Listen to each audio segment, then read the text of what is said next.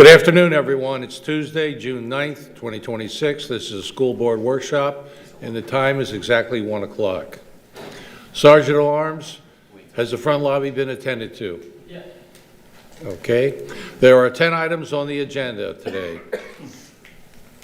Construction change order reports is number 1 from April 2026. Next will be safety update, EOC. Number 3 will be capital presentation. Number 4 is the budget overview.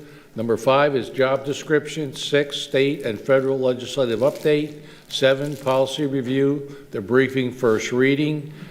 8 is the code of ethics. 9 is public comment. And 10 is the good of the order and other business.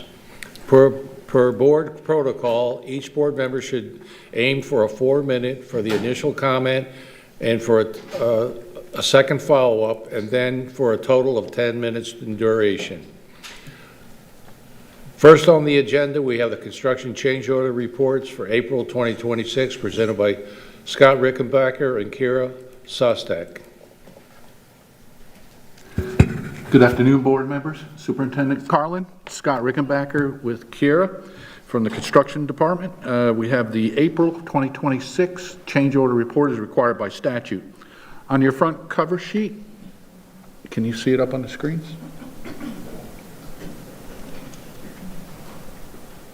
There we go. On the front cover sheet, you'll see that for direct material purchases, we extended change orders in the amount of $13,406,247.61, and the amount returned to the district in the tax savings is $764,231.16. In non-direct material purchase standard change orders, we had $1,512,374.25. And in contingency adjustments, we had expenditures in the amount of $675,131.82. If you go to the backup page, it will show you all of the projects that are involved in this. And what you will see is predominantly, and if the board and the superintendent would like me to give a brief description on how the direct material purchase change order system works. I know there's been some chatter in the community that we are going over budget at one of our particular schools. That's not the case. Change orders are a deduct to the contract for the construction manager. We pull the money back for materials, and we then purchase and invoice the materials ourselves, and that allows us to take that tax savings out of the contract as well to go back into the district's general fund.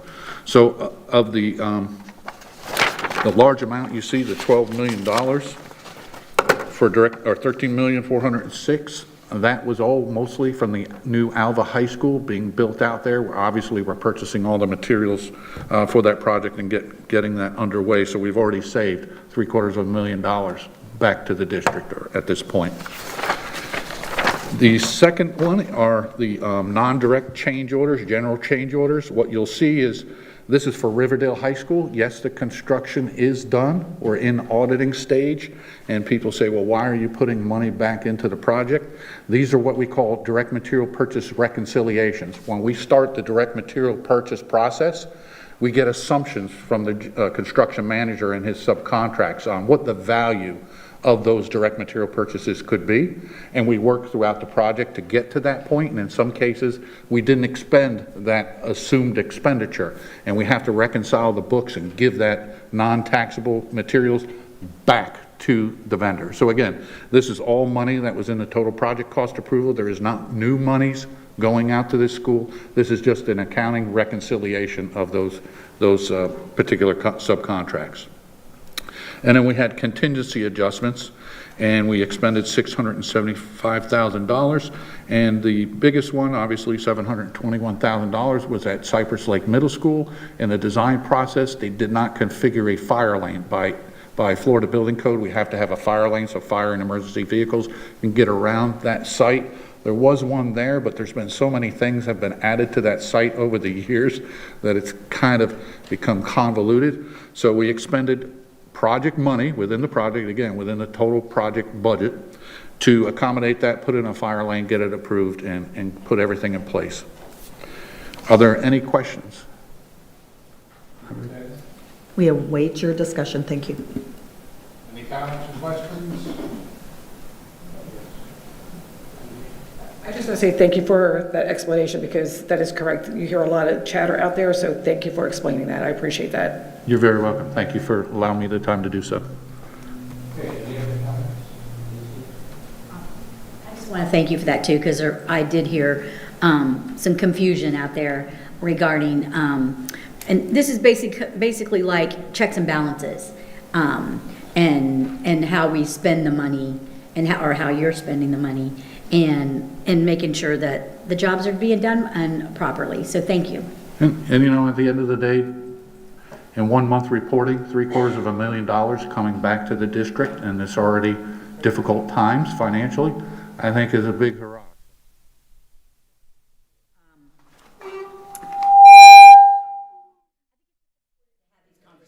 So thank you.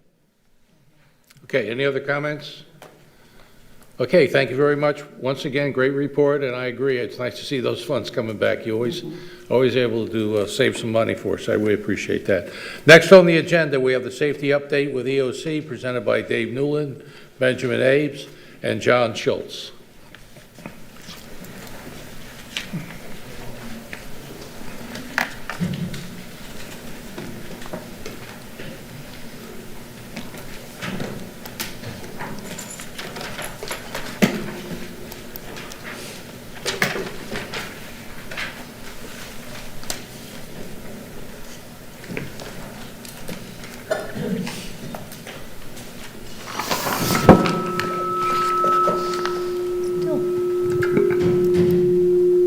What the heck?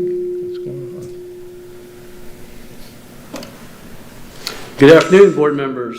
Superintendent Dr. Denise Carlin and Board Attorney Rob Dodig.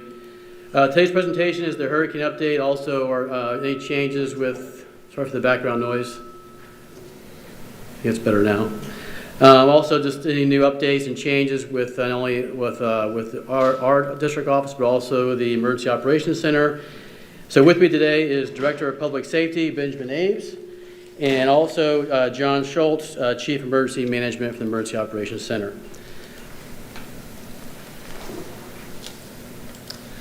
Good afternoon. As Dave mentioned, my name is Ben Abes. I'm Director of Public Safety for Lee County. And first of all, I want to thank you all for the opportunity to join you this afternoon. Emergency Management is one of 5 divisions within the Department of Public Safety. And those other divisions include our Emergency Medical Services, Emergency Communications, our technology programs, as well as Administration and Finance. Emergency Management is a big part of what we do each and every day, and of course each June 1st. It's a really big part of what we do, so we're happy to be here today to talk about our preparedness. But I wanted to take a moment just to say how much we appreciate the productive relationship we have with the district. We have worked over the years through a number of really critical events across our community, and it's one of the strong partnerships that I think each and every time we're forced into that building to work together to figure out how we solve these big problems. We're happy to look and see that the school district is right there by our side. So one other thing is we're in the Public Safety Center. I was reminded this morning when I came into the office, it's been 1 year since we have moved into our new facility. If you have not been to the Public Safety Center and would like to do a tour, please work with us or Dave. We're happy to facilitate that. So with that, I'd like to turn it over to John Schultz, our Chief of Emergency Management, for the briefing today. Thank you. Thank you, Ben. Thank you, Board, for having us here today. First, I would like to start off by thanking the partnership. I've worked closely with Dave, Lisa, Michelle, and countless other school board staff, and the relationship couldn't be any stronger. And we do really appreciate it. Anytime I want to give Dave a call, he answers all my calls, so I appreciate that, Dave. Yep. The first slide here we have today is just a few things that we have gone through in the last 12 months, some items that we've upgraded at the office. One of those is our Nexus, is our web EOC. It's basically a software platform that we share with the state, how we request resources. And Dave has been trained on that, and we have the integration with our school board and also our other partners such as the Sheriff's Department. Not going through all of the list, but like Director Avis highlighted, the Public Safety Center is open, and we're housed inside there is our lead control with our dispatch center. So A lot of after-action reports where it focuses on the communication. Communication can always be improved, and in public safety, we're no different. And so now we have our dispatch center that handles all the fire districts and our EMS paramedics, along with the sheriff's department housed in one roof. So that's going to streamline communication. Having everybody under one roof will definitely help those communication efforts, especially during an activation. If you want to go to the next slide. Under blue and gray skies, those are kind of the two worlds that we live in emergency management. Obviously, under the blue skies, we just manage day-to-day operation. We obviously develop plans, host training and exercises, which last week we had an opportunity to host Dave and his team for a tabletop exercise, and that was a total success from my understanding. I was at a conference in Orlando, but I only heard good things about that. And again, that just shows how strong the partnership is. Dave asked us to develop a tabletop exercise, and that was something that we did and we enjoyed doing. Again, another example of strengthening that partnership. During gray skies, obviously, if we're going to activate the DOC, this is where all the coordination efforts really come together. We have our other partners, our external partners, including Dave, the sheriff's departments, our other constitutionals, along with the state, our federal partners as well. So. Next slide. Our activation levels, obviously every day here in Lee County, hopefully it stays in a level 3 normal ready state. And then we have our level 2 activation, which we saw in last year with Helene and Debbie. And then obviously a full activation of level 1 would be a Irma or a Ian type event that way. Yesterday's earthquake did not reach any of those things. So. Our flood zones and our evacuation zones, flood zones really are focused on for insurance, rainfall and floodings, and then obviously your evacuation zones are what we would call in the type of evacuation for a hurricane event. We have from zones A to D. Zone A is our coastal areas. And probably our most vulnerable, and that population sits around 250,000 people in zone A. Next slide. And here you can see the evacuation zones and the public shelters, which we, again, partner with the school board in the shelter operations, and that's something that we greatly appreciate, that partnership. During Milton, we had 11 opened, and I believe in Ian, we had 12 of those schools opened. And again, that partnership is huge. It benefits all of the community, and but they do benefit from our relationship. The shelters, obviously, they're not a cruise ship. They're that bridge to get people safely in a place of safety during an event, and then get them back into the community. Shelter, food, and water, those are pretty much those are the necessities there. Again, all of our shelters, and one of the things that comes up a lot of times, and there's a little bit of confusion, is all of our shelters are pet friendly. Some other jurisdictions have a limited amount of pet friendly, but all of our shelters are pet friendly. So. They're open to anyone. They're safe. Obviously, we have cots, pillows, and blankets are not provided, so sometimes those things are thought of like we're going to have those things. But as you can see by the pictures, the accommodations are not going to be the Ritz-Carlton, and that's why we always harp on the preparedness. Everybody needs to have a plan, and this is the time of year that we're out in the community talking to folks and make sure they have a plan. And we don't want to see a family of 5 or 6 people trying to wedge into Germain Arena. It's just a small compressed space.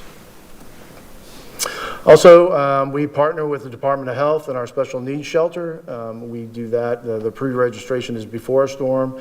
We utilize our LeTrans services and then our ambulance to transport individuals, the vulnerable, in our community, and we try to get that squared away, obviously, before any type of evacuation. They want to bring a caregiver and a companion with them as well. As far as for the school district, again, we have our special district responsibilities, including preparing and recovering. We have our communication protocol. Everything that we do is we update every year in our hurricane all hazard plan. As far as staffing and how we're going to staff the shelters, again, we work with the county, obviously, as the storm was to approach on when a shelter would be open or how many based on that type of storm or how close it is. but also, for example, as mentioned, was training. So training is very important. Beyond, we had our hurricane tabletop training this past last week, which was really good training. All of our departments attended. It was really a chance, opportunity to exercise, to really review what you do before a storm hits an area, during, and recovery. Just talking about all those things that could happen, and obviously, as we're doing the training, there's injects they put into the training or to the scenario of what could happen, because as we all know, anytime we have a storm or hurricane, anything like that, you go by what the guide that we have put together we follow, but it never goes as there's always something that you may deal with that's not planned for.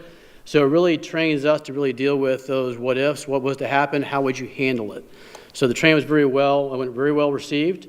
As well, shelter training. So every year we do shelter training. This year they had it at the Mike Greenwell Regional Park.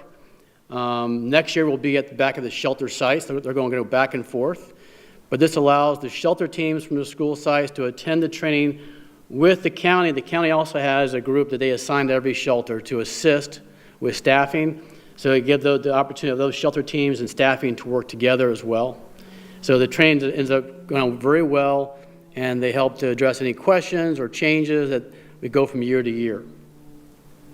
Now this is a portal that we have here at the school district that was developed by our IT department. They did a really great job putting this together, everything that we would need in a storm preparation or response, everything from all the forms and reports that are required, any type of all of our procedures, SOPs, our payroll procedures, even have it where if you look on the top, you probably can't see it, but you have Hurricane Andrew up top as an example. So if you were to have a storm hit, they would put that storm's name up top there. If you click on it, that will bring up every single school site. What that allows us to happen is we can track damages inside and outside the school site. So it allows administration, if they respond to a school site, they can take pictures, they can download pictures, information, is following a checklist, so we can make sure as fast as possible, do we have any damage, and how obviously the big goal is after a storm passes is to down the shelters at our schools and to reopen schools as soon as possible. And this allows us to do that. And beyond that, as far as training goes, after Helene and Milton hit our area, we did after action with the Emergency Operations Center. We did, in fact, actually did more than one, because we wanted to make sure we went over all the things that went well and the things maybe that didn't go so well, and how can we improve those. So every time we have something that hits our area, we have these meetings so we can improve, going to, if it happens again, we can answer those questions, just how can we improve. And we'll stand by for any comments or questions or discussion. Thank you very much, Mr. Chairman. So just a couple of things. First of all, thank you, Mr. Newland, Mr. Abes, and Mr. Schultz. Really appreciate your partnership. You mentioned the partnership, and that is extremely important as we talk about all things safety, to include, gosh, can't believe hurricane season is upon us, right? So just huge amounts of thank you on behalf of our entire governance team for your partnership. I do also want to echo the comments regarding the tabletop exercise. We brought our cabinet over to the EOC recently. We sat down, we went through scenarios, so just huge appreciation for that work. That was an entire afternoon. You all gave up your time to do that, and I'm very grateful. It's for the hurricane that is not going to come in 2026. We're like the Boy Scouts and Girl Scouts, we want to be prepared, right? So that's huge. And again, just enormous appreciation for the work that you all do each and every day. So we stand by for your comments, your discussion, your questions.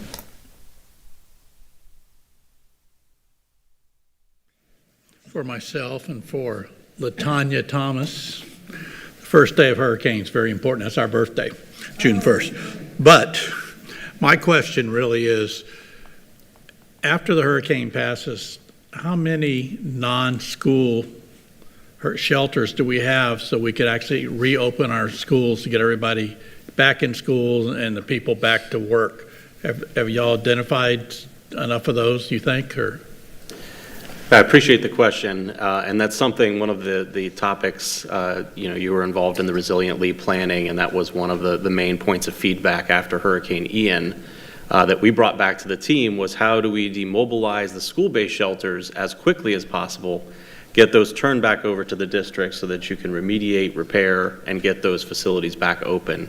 Not only is it important to you all, But from a community standpoint, it's really important to get, the foundations of the community back open and operating as they normally would. And I think a great example of that is what we did after Hurricane Milton in 2024, where we immediately identified that we could consolidate shelters very quickly into those non-school sites. And through that process, we were able, I think, within 48 hours to turn all of the school-based shelters back over to the district so that you could get them open back up Monday morning. As a parent, I appreciate that. I know that the students also want to get back in the classroom as quickly as possible, but we have a number of sites where we can consolidate people that don't have a place to go and then focus all of our services on those facilities as well. So that means that we're getting social services, we're getting other outreach partners into those facilities so that we can really concentrate on the case management of getting those people someplace where they'll be safe after the storm.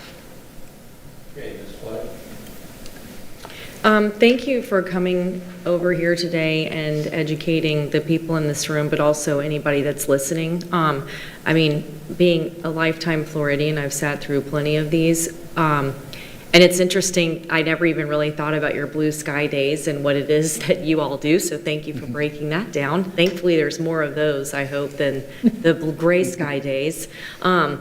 Do our shelters, and I'm sorry if I don't maybe know this question, but I know that we've got some neighboring communities that may not have the amount of shelters that are necessary because, let's say, for example, Henry County they're growing exponentially, but they only have the one high school. Or I know that they're more inland, however, they did experience Irma, went right up the middle of the state. So do we offer opportunities for people out of county?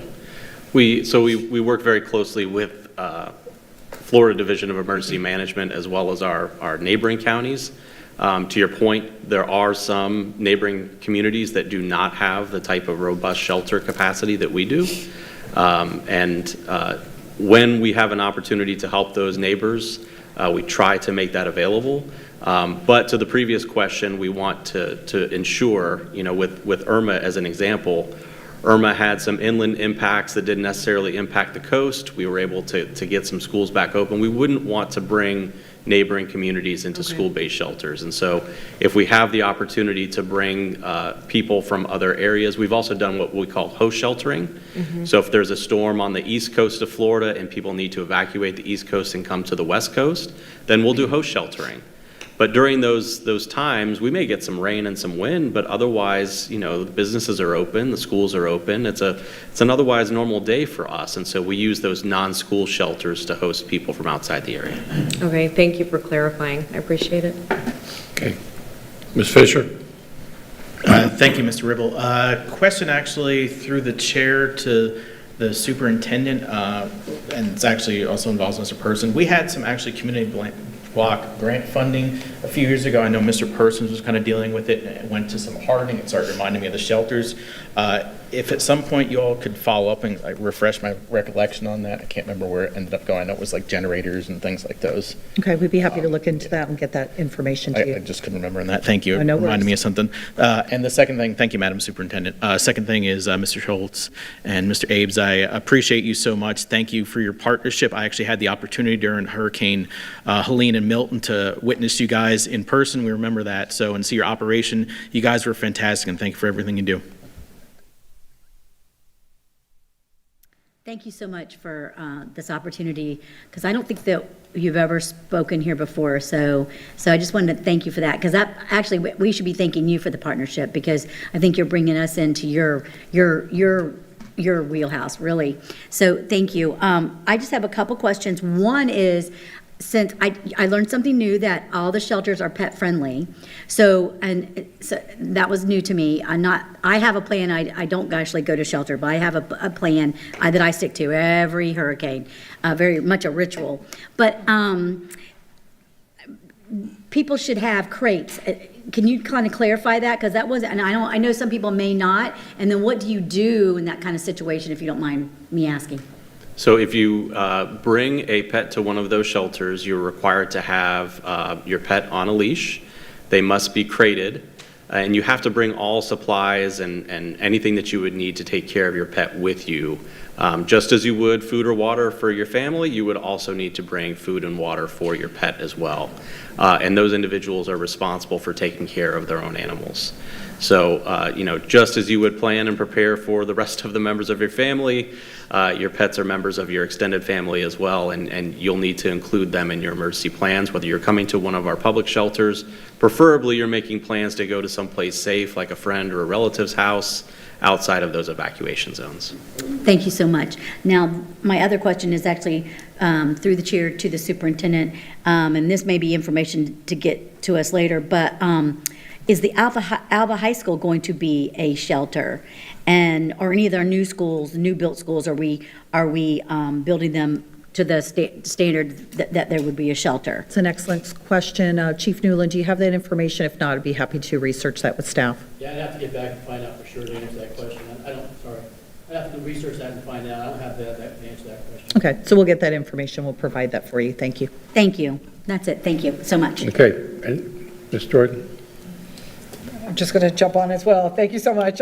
I was lucky or unlucky enough to deal with all of this during Ian and spend a lot of time at the EOC watching the operations with United Way and everyone that was just part of that grand event. And then with the schools, I always, because two of my schools are always the shelters.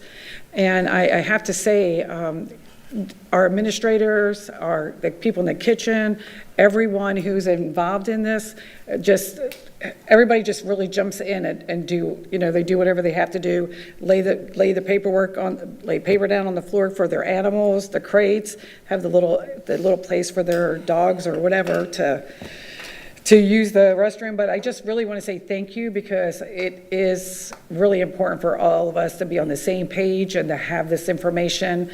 And even as Ms. Giovanelli said regarding the crates and everything, I know some people forget that, but and I know it's out there right now, everything that needs to be done, but I just really want to thank you all for what you do. Thank you. Okay, seeing no other comments, Mr. Newland, great presentation, and it was great to see from our county partners, Mr. Abe's, Mr. Schultz. I follow you folks a lot on social media, so I'm well aware of all the hard work you guys have done to make this a safer community. We appreciate all your efforts. Thank you very much. Thank you. Next, we have the capital presentation presented by Sarah Cox, Don Arnice, Dwayne Alton, and Dave Newland.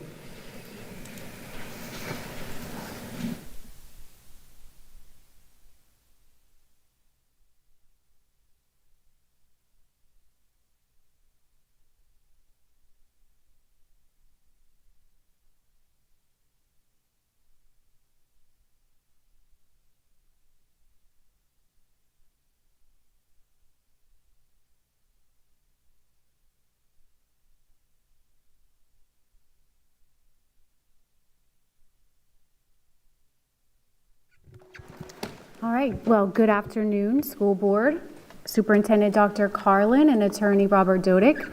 The whole team is here with you today to talk about capital planning. This team, each one of our divisional areas, plays a critical role in the development of our 5- and 10-year capital plan. So as we prepare to present a tentative plan to you as part of the tentative budget next month, we wanted to give you some insight into our planning. So I will kick it off and talk about our financial planning as it comes to revenues, the capital transfer, and our estimated distributions to charter schools. Next. We'll start with the 5-year revenue estimation, and here you can see with all of the revenue sources that will be accounted for in the 5-year plan, we are anticipating at this moment about $2.1 billion in revenue in the entire capital plan over the 5-year period. And that breaks out into a couple different funding sources. We have property tax, that's the largest portion of revenue within the capital plan. We have sales tax, just over $292 million. We have impact fees at $147 million. capital outlay and debt service, or what we commonly refer to as CONDS from the state, coming in at about $8 million. We do account for charter school revenue, which is their PICO funding in the capital plan, and that's coming in at about $50 million in the 5-year. Miscellaneous revenue, this would be things such as like a fuel tax refund that we receive from the state. That's a small portion of the revenue. And then, of course, we've been talking a lot lately about how we maximize any idle cash that we have and get interest income off of that, and that makes up part of the revenue picture as well. So the factors that go into our revenue estimations is not just historical trends that we've experienced, but it's also the external economic factors that play into each revenue source. And in the next couple slides, I'll just talk through the 3 largest revenue sources into the capital plan with you and how we're estimating those. So that'll be the property tax, sales tax, and impact fees. So for our local capital improvement tax, commonly referred to as the 1.5 mils that we levy, this is the 5-year projection that we've made with the individual years broken out for you. So for fiscal year 27, the $254 million revenue projection is based on the property tax values that we received in the FEFP first calculation. And we'll go more into depth in the budget overview update that's coming up after this presentation. We do anticipate that number to change because we received very differing amounts within the FEFP first calculation and the preliminary estimate from the property appraiser. So what's currently built into the plan you see here, and once we get those certified taxable values from the property appraiser on July 1, this amount will be updated. But this is our largest revenue source. Again, it supplements any and all kind of capital purposes that we can do, construction of new schools through payment of debt service, major remodels and renovations, a lot of our maintenance activities, of course, school buses we can fund, and lots of instructional technology, software and equipment, as well as many safety initiatives. This is pretty much an all-encompassing revenue source that we have here. And for our sales tax, you can see the 3-year, well, technically 2.5-year projection that we've built into the plan. The sales tax will sunset in December of 2028, and that's why you see in fiscal year 29, we're accounting for a half year of revenue. And interestingly, for fiscal year 27, the almost $116 million projection that we've made is slightly below the revenue that we estimated for this year. And that's because the revenue for this year has came in slightly lower than what we've projected. And just in my professional opinion, I think it's, there was such an influx of cash into the market from all the COVID funding. It wasn't just government organizations benefiting from billions of dollars of influx, but it was also private businesses. And so I think we're seeing that cash in the market slow down, which is, resulting in reduced taxable sales and playing into the revenue that we see. This is a trend across the state. This isn't unique to Lee County. So we've reflected that slight decrease for fiscal year 27 here. We did build in a 1% increase for fiscal year 28, and then with fiscal year 29 being representative of that half year of funding. And so this pretty much has the same uses, allowable uses, as our local capital improvement fund. And so it's supplemented a lot of our construction, major remodels, maintenance, and technology upgrades as well. When it comes to impact fees, this is the fee assessed on new homes, which could include single-family residential, multifamily homes such as duplexes, or a mobile home. This is the fee that's assessed to those units. And so what we are anticipating basically over the next 5 years is an annual 1% increase in this revenue source, and we basically use these funds to repay debt. These funds are restrictive in the fact that they can only be used to accommodate growth, and we do that simply by repaying debt for new schools that are built to accommodate the growth that we've seen over the last several years. So as we transition into our debt overview, This is a critical part of our plan for financing new schools. The key to debt service is, ensuring that it's manageable, that the repayment structure is sustainable, and that each project that we're financing meets our long-term educational needs. And so to look at debt necessarily negatively is not how we should look at it. It's played a critical role in financing the schools that we've needed over a multi-year period of time, which does alleviate some pressure on our capital plan. And so what you'll see here, these are our current debt payments over the next 5 years. So if we issued any new debt, for example, Green Meadow Elementary, that is underway. We have not issued any debt for the construction of that school, so that school would not be accounted for here. This is strictly the debt that we have issued and the payment structures that we currently have in place and will be built into the capital plan. So you can see for next year, we're anticipating about $125.7 million in debt service payments, all the way through fiscal year 31, ending at about $63 million. And so there is a huge reduction, as you can see, between fiscal year 28 and fiscal year 29 here.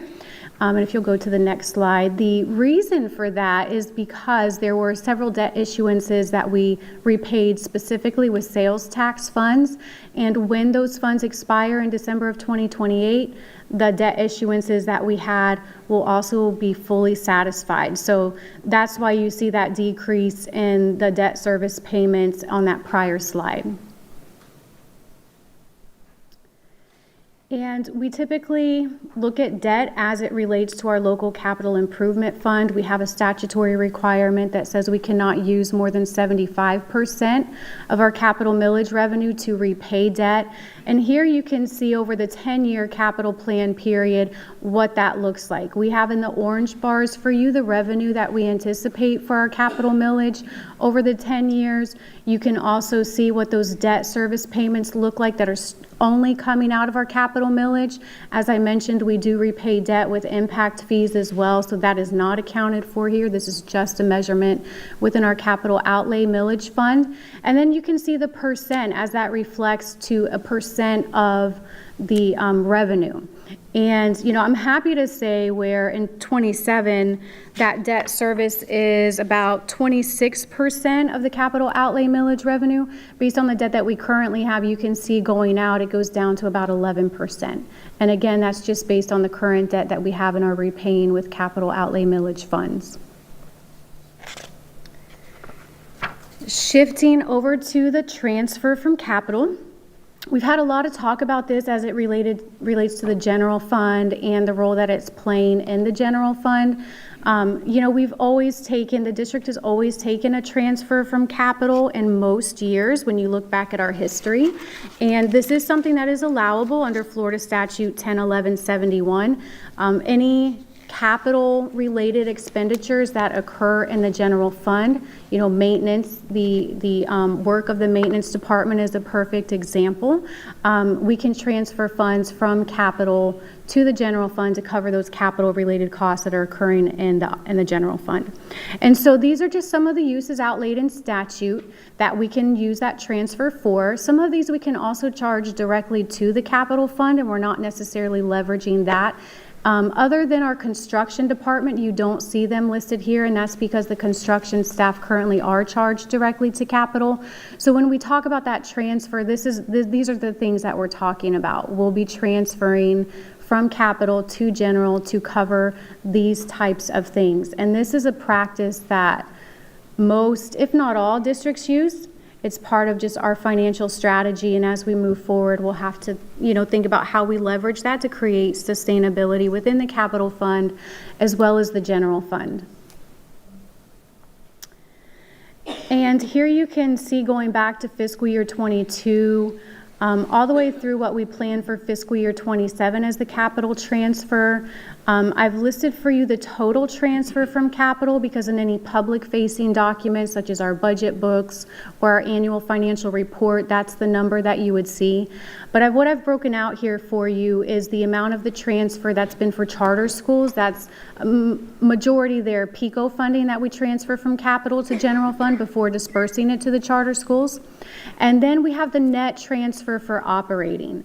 And you can see how in 22 and fiscal year 23, that amount remains level at $16 million. In fiscal year '24, we did not take a transfer at all. And then in '25, '26, and then what we've planned for '27. And so if we have any conversation about decreasing the transfer to operating, it just comes with knowing we have to reduce any expenditures out of operating too and kind of wean ourselves off of this. But again, it's just a strategic tool in our belt as we financially plan for capital and the general fund.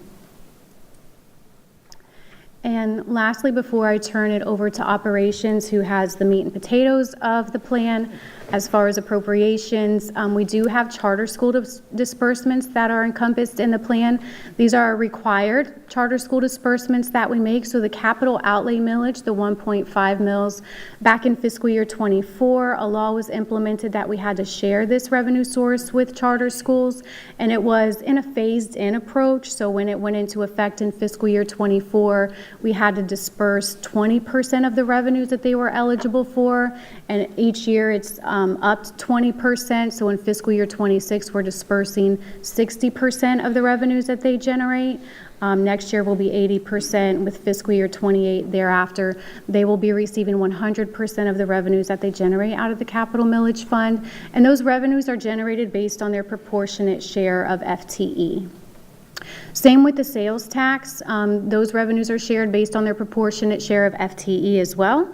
And you can see the amounts there through fiscal year '29 that we plan to disperse with them. An important thing to note here is, any charter school that comes before you to approve, they will benefit from receiving a share of this revenue as well. But this is what we'll build in the plan for them as well.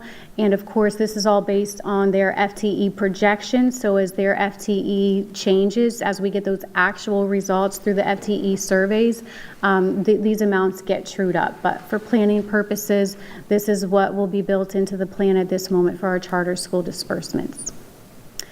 So that is business services contribution to the capital plan. And with that, I'll turn it over to Vince from operations.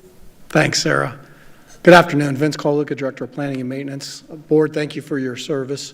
We're going to start out with current year. This slide shows you the current year enrollment, and very important, we broke it up in our 3 zones, and we can start in the south zone, where it gives you comparison of our student enrollment and the capacity, the seat capacity, the fish capacity. We're well under our capacity in the south zone. If you look into the west zone, you can see that we are kind of creeping up at our capacity, especially at the high school level. But particularly, and as we go through the next few slides, we're going to talk a lot about the east zone. The east zone is definitely at a point of overcapacity. And if you look at where we're at overcapacity right now, it's in the elementary schools. So that's going to continue to impact us over the next 10, 12, 13 years as those kindergartners come through. So we will go through and talk about some other components of enrollment, but keep in mind the east zone is really where the big growth is. This slide gives you a comparison of our 10-year MGT predictions on our enrollment. The green is our enrollment of students, all students in a district except charter school. The orange is what's very important. Those are the students that we educate in our classrooms, excluding the leave virtual kids, hospital kids, or homeschool students. So those are the ones we're really worried about the seats in the buildings. And then the one on the right, the green, is our fish capacity. So as we go out through the years in the next 10 years, we hold steady pretty well until we get out to 2035, 36, all the way on the right, where we have more students than we have seats. And I go back to the previous slide, it is in the east zone. Everything that I've met with and studied with the MGT, the growth is happening in the east zone, particularly, and we all know this, particularly the way that Lehigh Acres divided out their lots and the price of their lots. There are still a lot of development going on in the south and in the Cape, but the cost of those homes are a lot more than in Lehigh Acres. And that's really what the whole report attributes a lot of the growth coming towards. I got to give you a little anecdote. We hired a gentleman from Miami-Dade Schools, an electrician, this just started here in May. And the reason he moved here is he can afford a house. And he went right to Lehigh Acres on our salary, what he had, and was able to buy a home there where he could never buy a house on a school salary in Miami. So I think that really holds strong on kind of the thought of what MGT's been providing to us. Plugging in here for Scott. This is our new construction plan. You can see on the right-hand side of the phases that we are in. A lot of the construction is getting complete, and we're going to be opening a few schools. We have 4 there in the middle that are in the design phase, and those, we are clearing ground in some of those areas. We are going through the design phase, and the bottom 3 are in pre-design, but if you can look over on the left-hand column, it's all in the east zone. So these are recommendations that we've moved forward with all the way up to the design phase, and then we'll continue to have conversations about the last 3. But particularly, the last one is high Q, triple Q. That is preparing for all those elementary students you've seen in the first slide coming through the grade levels over the years. I want to stop there on, because that ends enrollment. Did you have any questions on enrollment, or do you want to go all the way through it? Because it's going to come in phases. Dr. Carlin? They proceed unless the board feels like they want to stop after a couple of slides and continue to ask questions. I think our practice has typically been go through it, but we'll operate at the pleasure of the board. Board? Okay, we're Okay, fine. let's proceed. Let's continue on. Okay, thank you. All right, so flipping over to maintenance now. The maintenance team's really, really a great team. I've only been here for 6 months, but I want to tell you, one of the things I did is I met with all of the maintenance shops individually, and they are really pleased and happy where they work. They love working for Lee County Schools, and that's actually one of my questions to them. And we are really excited about this year, and when you look at the numbers, it's daunting what that team does. And it's a collaboration of all of us, but it's amazing. So we have 179 projects that are on the list for this year. And particularly, I'd like to point out to you the major impact that happens with HVACs, roofs, and the building improvements. Those are the major areas where we are putting a lot of dollars into our buildings, but are systems that last for 20, 30 years, which is a really great investment in our buildings. So we're really proud of that. The next slide talks about the dollar amount. Almost $140 million is allocated, and that has not our day-to-day funds. That's from the sales tax and the capital fund. Again, impacting large projects in major areas such as HVAC and roofing. This is our 5-year and 10-year projection of those major impact areas, the dollar amounts that will be needed in the future based on our plan that we have cycled for every building and what needs to be done in every building over the next 10 years. There is an escalation of 3% of inflation into this plan, so it does get a little costly out 10 years out. I'm really proud to present on our new programs and project department. So we collaborated together. Obviously, all our departments work really well together in operations. But this is our new department coming on with Chad Caldwell. And we work closely with Chad on the projects that he should be taking over that we in maintenance used to do. And for me, again, being new, I see it a nice relief for the maintenance department because we were taking on a lot of projects that weren't maintenance. They were truly major projects that we had to run. So it's great that this department's up and running. This year, they're looking at 39 projects. And additional, we're also working, we actually had a meeting today on our grants. There are 12 grant-funded projects and a few furniture projects in there. And then if the facility mods will be, we will be doing 17 facility mods if they are funded through the budget process. And there's 2 pages of the projects that are under the new program and project management division. And I believe that's all I had. Thank you so much. Superintendent? Thank you, sir. So first of all, congratulations and thank you to Ms. Cox and our wonderful team up there that work in the area of capital planning. We really appreciate your presentation today. I want to talk with you just real briefly. It's important to remember that the capital plan is a dynamic plan. It is something that is always changing, always evolving based on the data that we receive, based on enrollment, based on different projections. So just wanted to put that in as a caveat. I do want to address something that is near and dear to my heart, and I know it's yours as well, is fiscal responsibility. I want to talk about the capital transfer for just a moment. As you saw back on one of the slides, that number has been significant for a number of years, and we want to certainly take a look at that, because every time we transfer dollars out of capital into operational, we are reducing the amount of dollars that are available for construction, maintenance, technology, and safety.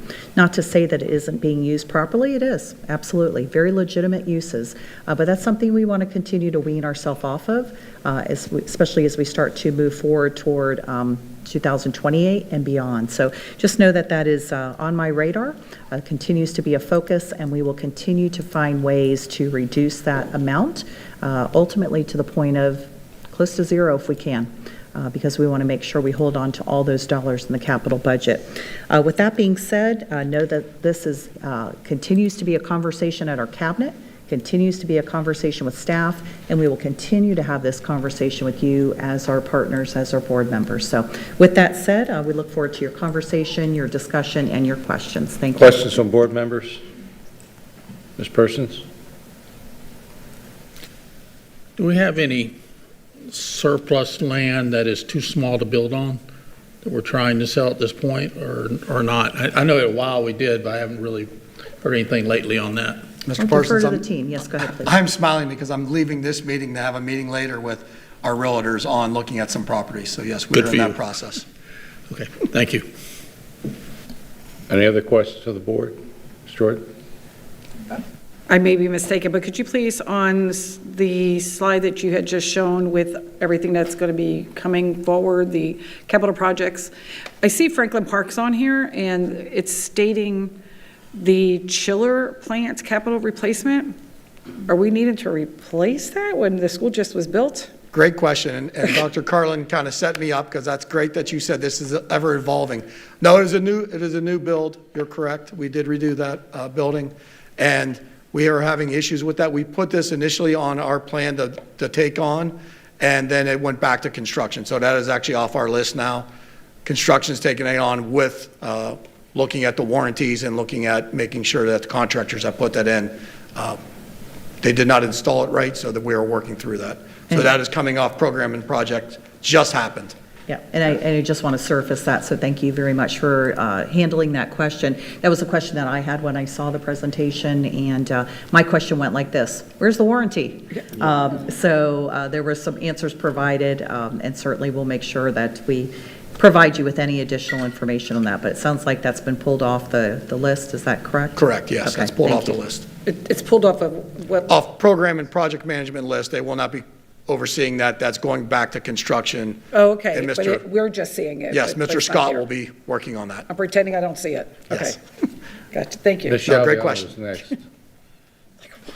Yeah, thank you for the presentation. I wanted to go back to slide 12 if possible. When we're highlighting the enrollment, and specifically it's called out at the bottom that we're not including portables. And I know in the East Zone specifically there are a lot of portables. Do we know, because that zone is at capacity, what that looks like with the kids that are in portables and why we're trying to push again for those builds? There are students in portables. We actually have Green Meadows right now. That is its own portable school. And it's not heavily enrolled yet, but we anticipate this summer that it will be. At the other buildings, I don't have all the data in front of me on how many students are in each portable at the other buildings. If we could get that, I think that would be Yes. great. We can get you an update on Thank you. portables. Okay, Armour, you had something? You alluded to it, but if you would mention for the public's knowledge, before we had construction, we had maintenance, and now we have another division. You explain that just a little bit. Like you say, you took it off the one and put on two. It's another department inside of operations division, and the purpose of this was that construction is a very small group, and they deal with hundreds of millions of dollars in projects. Maintenance is a large group, but they really need to be focusing on and are staffed for maintaining things and fixing things, not project management. And so this new department allows us to actually, establish core competencies and focus on executing those core competencies. All right. Thank you. I mean, I was aware of that, but I just didn't know if the public was. Sloving. Well, first and foremost, I will tell you this is the best breakdown in the last 3 years that I've ever seen for breaking down what the capital plan is. So thank you for the work behind this, the entire team. I truly appreciate it. I think it's easy for the public to also follow this. But on the one thing I wanted to point out, just it was interesting to me, if you go to slide 16, that we've got,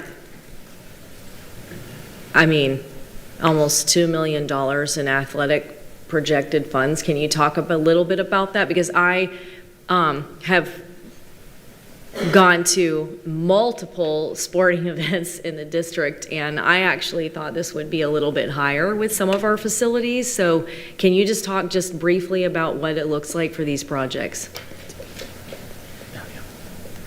Yes, I can address some of it. Yeah, in the athletic piece, there's not a lot of construction. $2 million is not a lot of money. It really isn't. So there's not a lot of construction in there. My first month on the job, when I came down in January, I had to go out and observe a field at Fort Myers High because we were unable to play, I believe it was a girls soccer tournament game there. That's where a lot of the dollars go to, is maintaining the athletic fields. Yeah. I believe we only have one turf field out of our 17 high schools. So we do have to put a lot of money into the grass fields, which is great for kids to play on. Grass is wonderful, but it costs a lot of money. Yeah. And the reason I ask this too is, we've got a lot of facilities that, like baseball dugouts, for example, things that not just need maintenance, but also need complete renovation. We built a massive school out in Riverdale, and we sort of stopped shy of the baseball facility. I've just seen it firsthand, so that's why I'm speaking of it. So I just want to point that out. I know there may be something on the agenda tonight, so I don't want to get too far into the weeds about an approval, but I think it's a real need in our community, since over half of our student population participates in some sort of extracurricular athletic event. That's all. Thank you, though. Thanks. You're welcome. Okay, Ms. Fisher? Thank you, Mr. Ribble. This is both a hypothetical and a global question at the same time for the team. What would happen if we stopped building schools in the East Zone today? Pretty evident. We would have oversized classes in the East Zone. We would have to strategically look at some other options with busing, if that's something that the board and Dr. Carlin would look at. Again, I've not dug deep into that, but yeah, it definitely would be over capacity. So you would agree then that it would be arguably difficulty functioning as a school district if we didn't have those schools out there, sir? For the capacity over the next. The data showing that, it's your directive. We will figure out a plan no matter what we do, what we have to do as a operation team. So directed by Dr. Carlin and the board, we would definitely figure it out. When I'm looking at this, I'm addressing it as this is a need versus a want is what I'm trying to address out here, and I appreciate that. Thank you. Cheviano, you have something? Giovanelli. Michael. Wait. Close. Yeah, no cigar. Thank you so much for the presentation.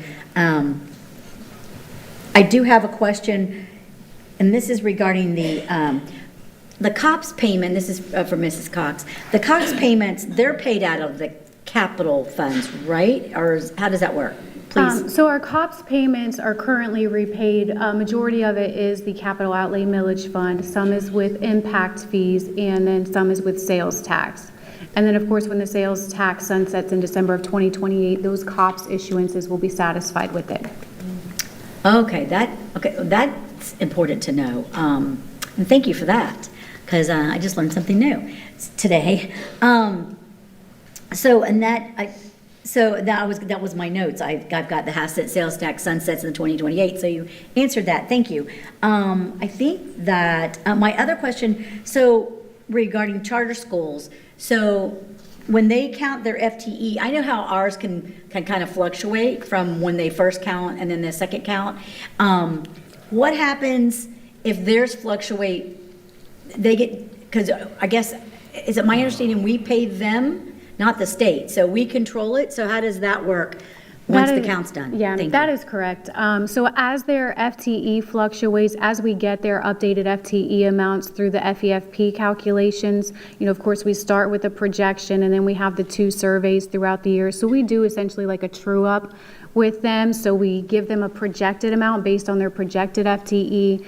And then throughout the years, we get the actuals, we work with them and true up the payments that go to them.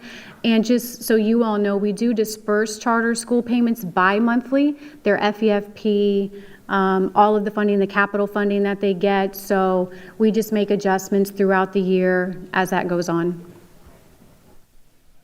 Thank you, because when we were looking at slide, the projected, I forget which slide it was now, my apology. We just see the numbers shifting. Our attendance is still going up technically from what the projection, even when we've had a little slide back a little bit recently. Our growth is we're still growing, and therefore the need for the schools in the East Zone, because that's where the affordable housing is, as you pointed out. And I completely agree. So I just, I don't know which slide that was. Which slide was that? Oh, thank you. It is 13. If you just look at that, it's still, the numbers are there. Even the projected numbers. We're not losing students as much as some people may think. So, all right, well, that was it. Thank you so much. Okay, any other, Ms. Fisher? One last quick one. I know as budget season comes about, especially in July, are we going to see the updated 5-year plan expected, the draft? Yes, sir. Okay. That will be presented as part of the tentative budget. Thank you. Any other comments? Okay, I agree with Ms. Fleming. This is a very good, comprehensive presentation, easy to understand, and I really enjoyed hearing about the comments from the East Zone. Certainly social media has taken off of that, so it's good really to see the facts. So I appreciate it. Thank you very much. And next up, we have the budget overview by Sarah Cox and Matthew Acosta.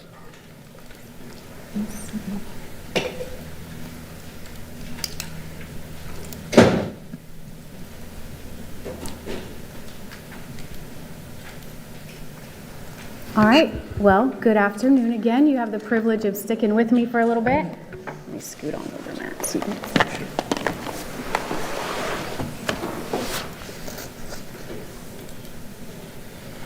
Today, so normally you would see Kelly Letcher up here, but she thankfully took a vacation. And we have Matt Acosta joining today. He is our Assistant Director of Budget, and I'm sure you guys will be seeing more of him. So today we're happy to present you with a budget overview.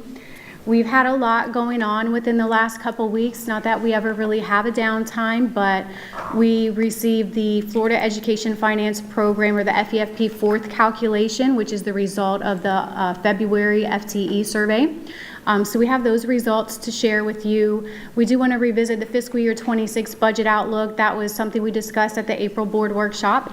We also received, just a few days after the fourth calculation, we received the first calculation for fiscal year 27.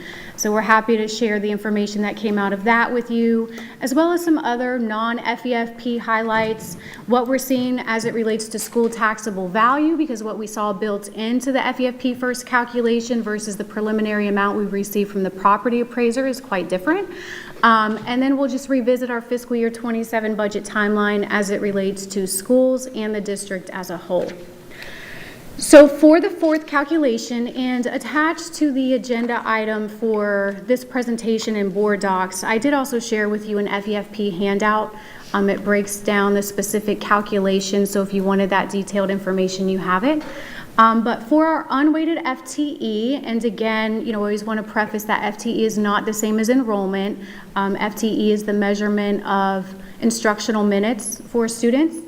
So what we saw for our unweighted FTE was a decrease of about 699. So we went from about 109,416 to 108,717. And you can see the breakout there where the district schools experienced a decrease of about 749, while charter and FES continued to increase.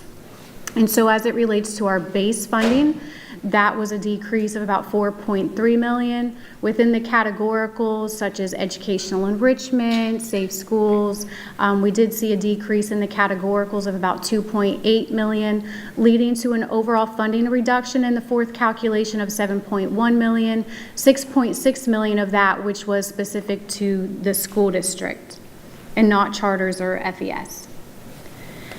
And this was a slide we showed you back in April of our unweighted FTE. You can see the results of our actual FTE throughout fiscal year 22 and fiscal year 25. Within the dotted line window I have for you there our fiscal year 26 projection, the fiscal year 26 FEFP third calculation, and again that was the result of the October FTE survey, and then the fourth calculation, the result of the February survey, and this is the calculation in which we will end our fiscal year with. So there are 5 calculations of the FEFP, the last one which gets released in the subsequent fiscal year. So for the last calculation of our fiscal year 26 FEFP, we most likely will not receive that till December of 2026, maybe January of 2027. So we end this year with the fourth calculation, and you can see how the FTE is projecting. Again, you can see for fiscal year 27, for our district schools, we are projecting an increase, and not that we may really see that. We just accepted that model from the state so we could maximize our allocation through the FEFP. And I'll get into a little more with you on that, on how it impacts funding. But, you know, if we look at fiscal year 22, and I'm just going to speak to our district schools at this point, you know, if you look back to fiscal year 22 through fiscal year 25, on average, we were seeing an FTE increase of about 1,200 per year. So again, this year was that first year we saw a decline, and we don't want to let that one year affect our long-term trend of projecting growth. So if we look at this snapshot that I had within the dotted lines, I wanted to share this with you just for visibility into the data that we see. Our FTE is reported by program areas, and I've broken that out for you here. And so I've listed what we had for FTE as of the final calculation last year, and that calculation we received in December of 2025. So this was how our FTE resulted last school year. I've shown you how we broke out that projection for fiscal year 26 through the second calculation, the results of the third calculation, which again is that October 2025 FTE survey, the fourth calculation from February survey, and how that has evolved from fiscal year 25 through the fourth calculation. So essentially from last year's final calc to this year's fourth calc, we've seen a decrease in unweighted FTE of slightly over 1,466. And you can see those changes within the specific program areas here. And what stands out is that a majority of the decrease has been in our program 130 or ESOL population. The other areas have experienced it too, with the exception of our higher level ESE 254, 255s, and the program 300 career education.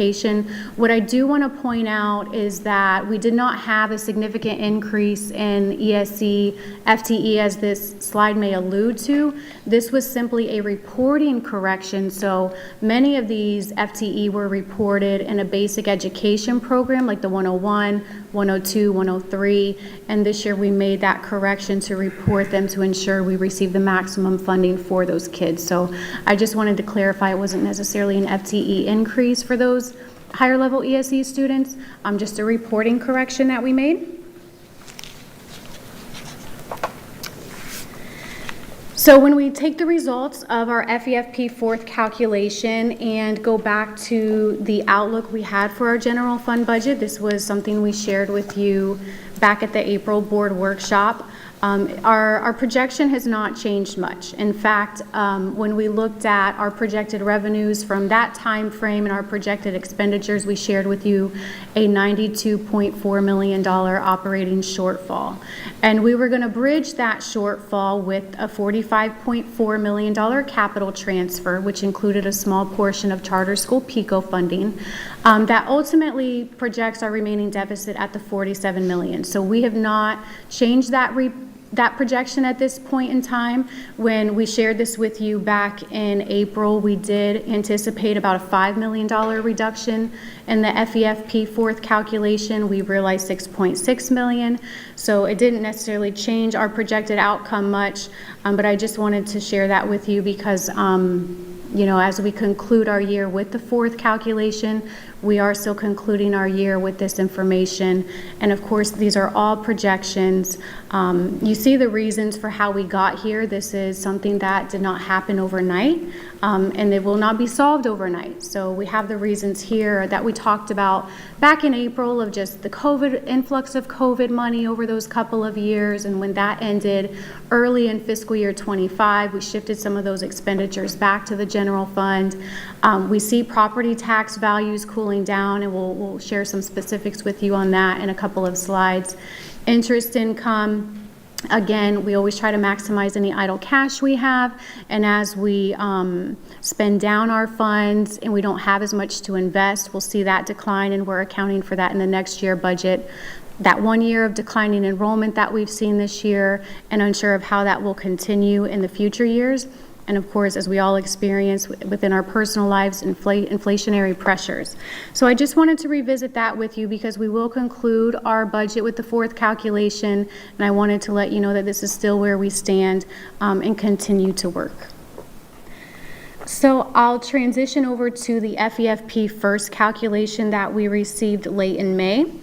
I do want to provide some of the statewide values for you because this tells an interesting picture. If you see here the district unweighted FTE, and this came directly from the first calculation file if you've looked at it, the district unweighted FTE that includes charter schools, you can see at a state level they are anticipating, or what they have built into their own budget, is a decrease in FTE of over 33,000 for district schools. And for FES, they're anticipating or built into their budget an increase of over 60,000 FTE for the Family Empowerment Scholarship.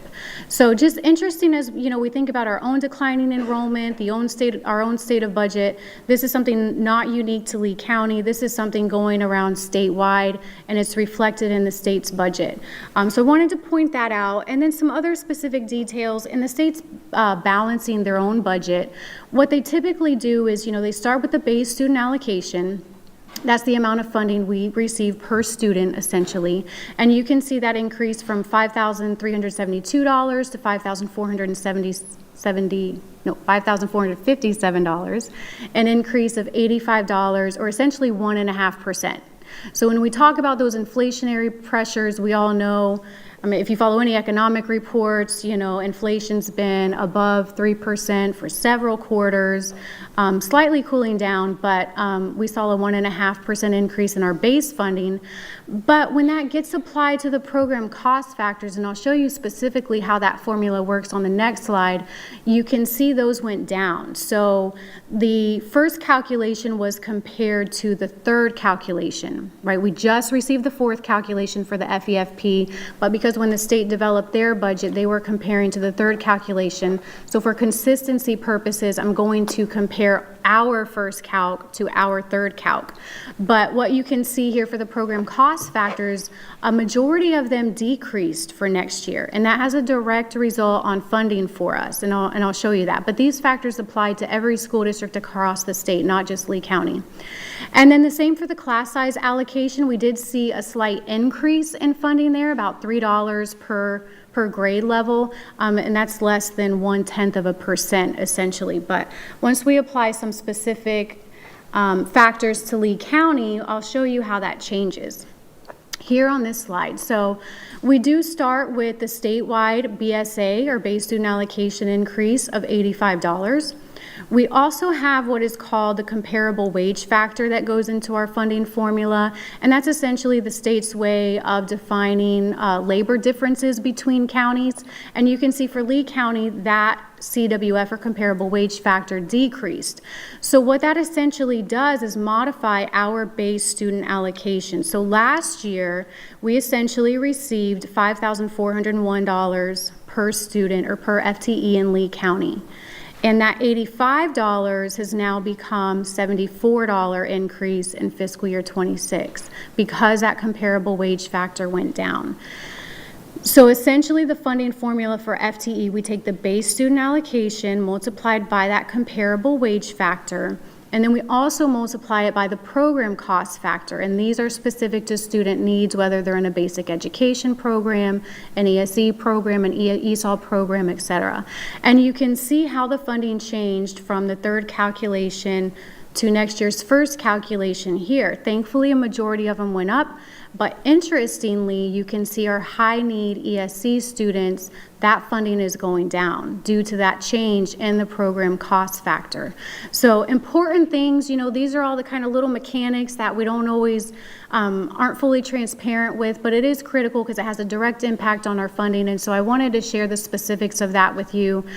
Same with the class size, you know, we saw like that average $3 increase at the state level. When we apply our comparable wage factor, essentially what we're seeing in the class size allocation is about $1 increase per FTE. And an important note on this slide is that we released the school budgets back in April of 2026 before we had any budget, any fiscal year 27 budget from the state. And so we funded our schools with a base student allocation of $5,462, or just over $4 more than what we've actually realized from the state. And this is honestly a natural part of our budget planning process for schools. Only in election years do we have any information from the state about our budget before we release allocations to schools. Unfortunately, we didn't have that this year because of the elongated budget process with the state, so we just went with our best estimate. And that was essentially, we had a Senate run and a House run at the time, and we kind of just met in the middle with those two to come up with our best estimate. And thankfully, we didn't land too far from that, but it did result in a slightly higher BSA going to our schools. And one thing, I know we see a lot about total funds per FTE. And when you look in the FEFP calculations, it provides this number for every district and what the average is for the state. And I just want to clarify, this is not the amount of money the district receives per student. Essentially, this is taking our total funds divided by total FTE. And this is why I try to be transparent with all the little details behind that with you guys, breaking out charter schools, FES, because they all have their own little nuances in how the funding works. So essentially, I've provided to you what the state is, what the state had. The average for the state in funds per FTE. So as of the third calculation, 9,187. The first calculation being 9,337, an increase of $150. For Lee County, our average comes in higher, and essentially what is reflected for us in the first calculation is 113 FTE increase. But again, this doesn't mean every single FTE we received an additional $113 for, because it's just that average, applied in the total. And so some examples of funding sources used to calculate the total funds per FTE, but not all FTE drive that funding. Transportation is a perfect example. Even though that allocation is getting divided into this total funds per FTE formula, we know not every student takes a bus to school, but it gets divided into that. Same with the ESE guarantee categorical. Not every student is generating funding. So these are just perfect examples of why it's important to understand the intricacies within the FEFP and how the funding is working. So to wrap up our conversation on the first calculation, this is what we experienced overall. So the increase from the first calculation over the third calculation was $38 million. And you might think, wow, that's amazing. And it is, and we're so thankful for it. We add back the decrease we saw of $7.1 million in the fourth calc. We're gonna add that back because essentially that is funding we're seeing over what we got in the first calculation. But we do need to remember that growth, the FTE growth that we've built in and the impact that has on our base funding. And if we don't experience that FTE growth, that is money that the state will retract back over the future FEFP calculation. So we're anticipating that about $7.5 million. Of that $38 million, it also included an increase for family empowerment scholarships, and that was $15.3 million, so that is not money we are realizing, and we need to back out of that $38 million. We also have the teacher salary increase allocation that's included in base funding. It's not an additional categorical that we receive. It was quite a few years ago, but then I believe it was fiscal year 24, it got lumped into base funding. So we backed that out because we know that's money we're gonna spend on our teachers. It's not new money that we have complete discretion over. And then the increase in our restricted categoricals, this would be such as safe schools, transportation. We don't have full discretion over that. So what it would look like is that our net remaining increase, or the funds that we could potentially have discretion over how we would spend them, is about $8.3 million. This is highly dependent on how the certified taxable values come in on July 1. Matt will speak to it in a couple slides, and I've reiterated it through the last presentation and this one. We saw a big difference between the first calculation and what we received from the property appraiser. So how that comes in will have a huge difference. So some other FEFP and non-FEFP highlights. Again, we have almost $7.1 million for teacher salary increases. A portion of that belongs to our charter schools as they also generate that funding. So about $813,000 will go to charters, and then about $6.2 million will remain with the district. And again, this is included in base funding. This isn't additional funds that we have received from the state. And there was even some further restrictions on how we can utilize this allocation for fiscal year 27. It's specifically for teachers who have 10 or more years of teaching experience in a Florida public school, and each teacher may not receive more than a $3,000 net increase from the allocation. So just some other little nuances that come along with this funding. We do have 300 minimum for eligible classroom teachers for supplies. This isn't necessarily new for this year. This is something that all districts have done for years and years and years, but we are required to do this by law, and that's included in our base funding as well. It's not an additional allocation like it was several years ago. We do know that funds will be appropriated for the Florida School Recognition Program. The exact amount for Lee County is undetermined at this time, as it's dependent on school grades for all school districts, and how that pot will get divvied up is yet to be seen, but we were happy to see that made it back in. For fiscal year 27, we were also allocated $3.6 million for declining enrollment. And we don't have the details of how that allocation was derived. The proviso language stated it was a decrease in weighted FTE from what was appropriated versus what was in the FEFP third calculation. So we're working with government relations to try to obtain more information about how that was made up, because we also recognize a portion of that will go to charter schools as they experienced a decline from their projection to the FEFP third calculation as well.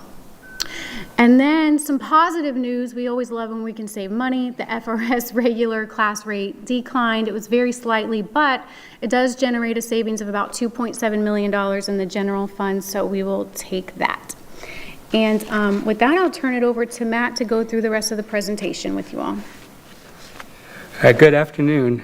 So the slide that we are looking at now is the school taxable value. You'll see the amounts that that's been realized from FY20 and to projected FY27, as well as the growth rate between the years. Now what you'll see is the post-COVID bump that we all recognized after COVID, and that transgressed even through Ian, to where in FY23 we saw about a 28% year-over-year increase in that. But as you can see, we now seen that soften. That's, as I said, part of the post-COVID bump. We also have seen supply and demand meet, so that as construction has caught up with the demand, we've seen a softening of the market, as well as a slowdown in migration that we've seen just generally in Florida, and then the reality of higher insurance costs that we've all seen as well. So with that, the FEFP has projected about a 4.5% increase for FY27 in the first calculation. The property appraiser has indicated about 0.5, so more conservative estimate than what we're seeing in the initial FEFP projection. So this next slide kind of gives you more of a comparison to that. So the FEFP first calculation is based off of the state's projection of actual local sales, as well as construction, local sales and construction, and that has been adjusted for current market conditions. So you'll notice between the first calc and the property appraiser's estimate, historically, as we've seen from FY22, usually the property appraiser estimate, it comes a little higher than the first calculation. But we did see that flip first in FY26, and then in FY27, what we're seeing is now the appraiser estimate being below what we're seeing in the first calculation. Now, one of the things we have seen is that usually when we do get our certified roll within the second calculation, which we'll receive in July 1st, that usually has caught up to and been a little higher than what we have in the first estimates and above what the property appraiser has estimated. So we're optimistic that that will be the case again for FY27, but as of now, we are estimating between that 0.5 and 0.45% increase. And to tie this back to the recap slide that we had on the fiscal year 27 FEFP first calculation, we had that kind of net remaining of $8.3 million.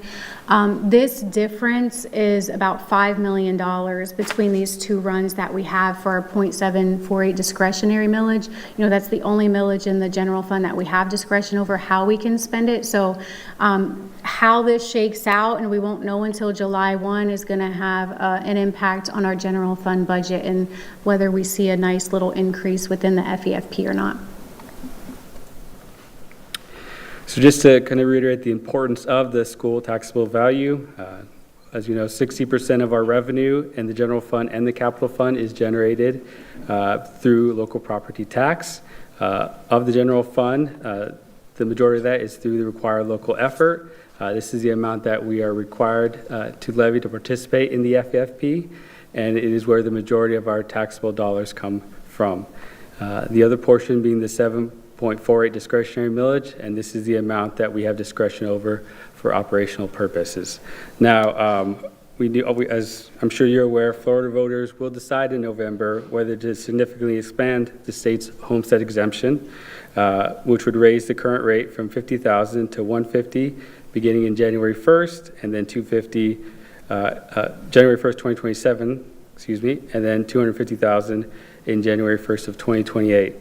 However, the expanded exemption applies only to non-school property taxes, such as city and county levies, and school district taxes remain completely untouched, shielded to prevent from drastic funding cuts. So we just wanted to kind of reiterate that.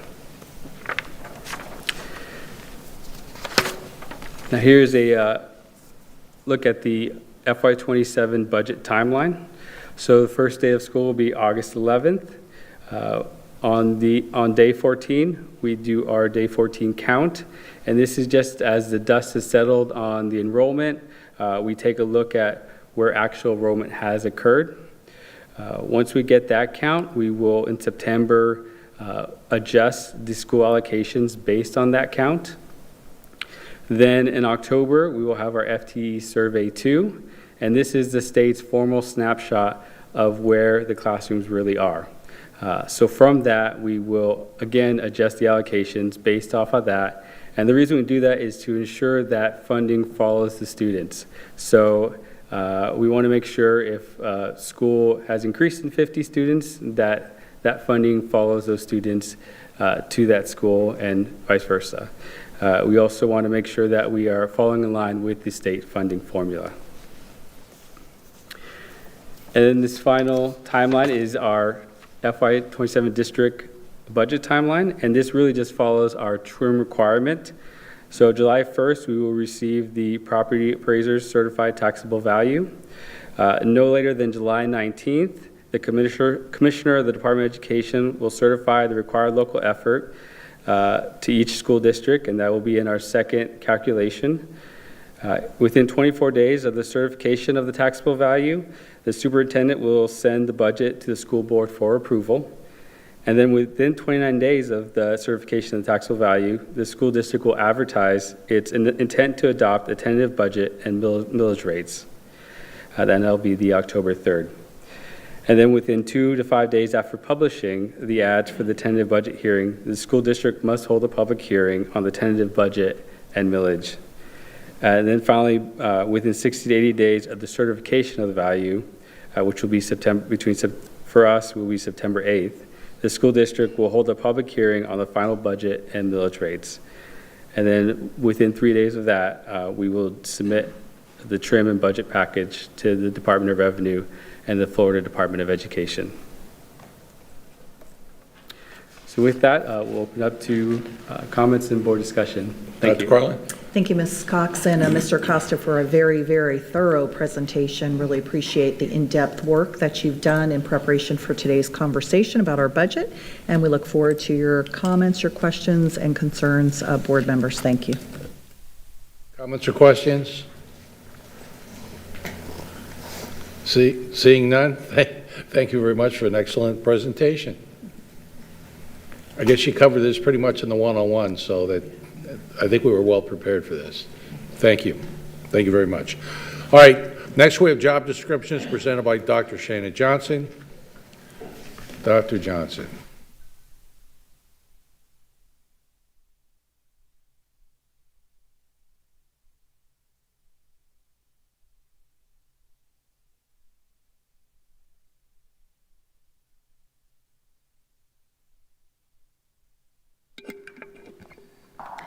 Good afternoon, board members, Superintendent Carlin, and Attorney Dodig.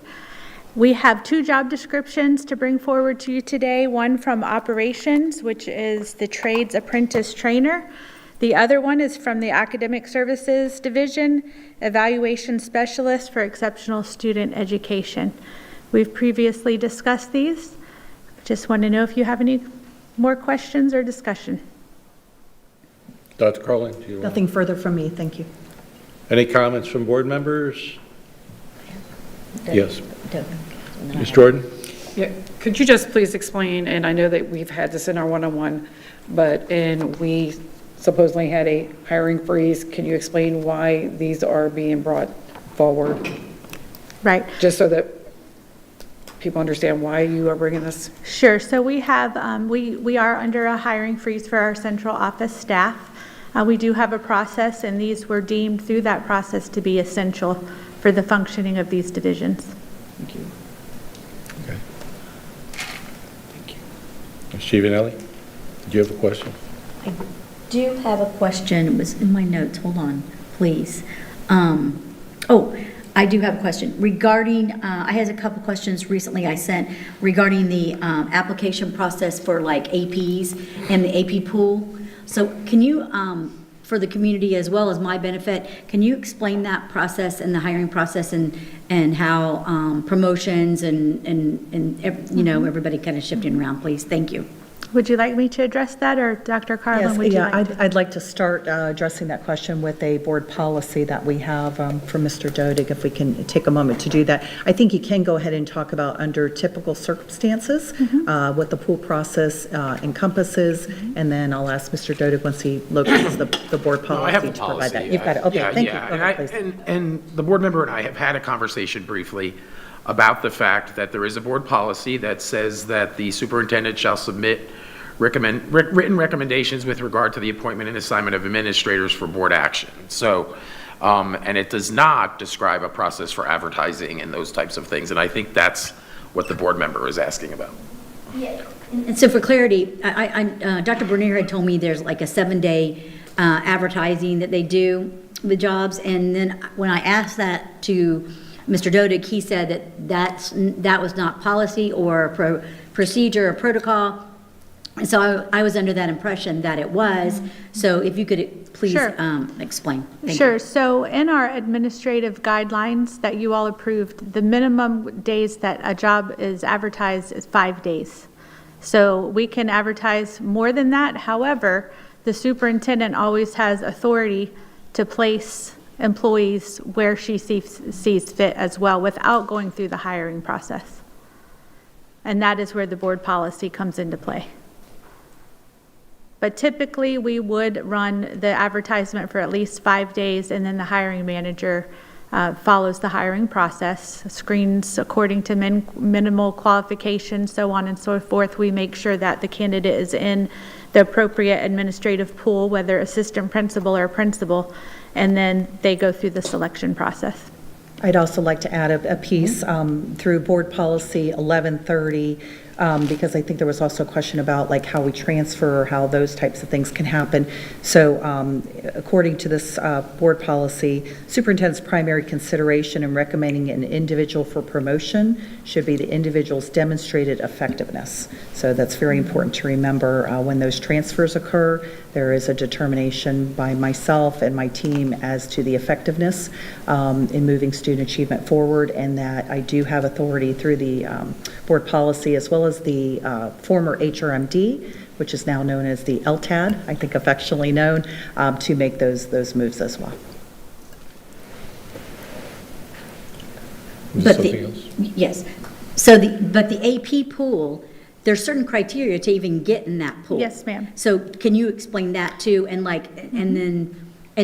and in the past, we've been given like an updated, given that list of pool. If you don't mind doing that too, because Okay, I know sure. that it's totally changed from Sure. when it was given to me. But if you could also explain that, just for my sake and the community as well. Thank you. So just off the top of my head, to enter into the AP pool, a candidate must have a master's in ed leadership and pass the FELE. It's the Florida Educators Leadership Exam. So that is the only requirement that we have to enter the pool. They just finished their master's degree and we feel like they're qualified. Well, the job description for an assistant principal, that is what is used to qualify them, their minimal qualifications. We actually received this process from Collier County.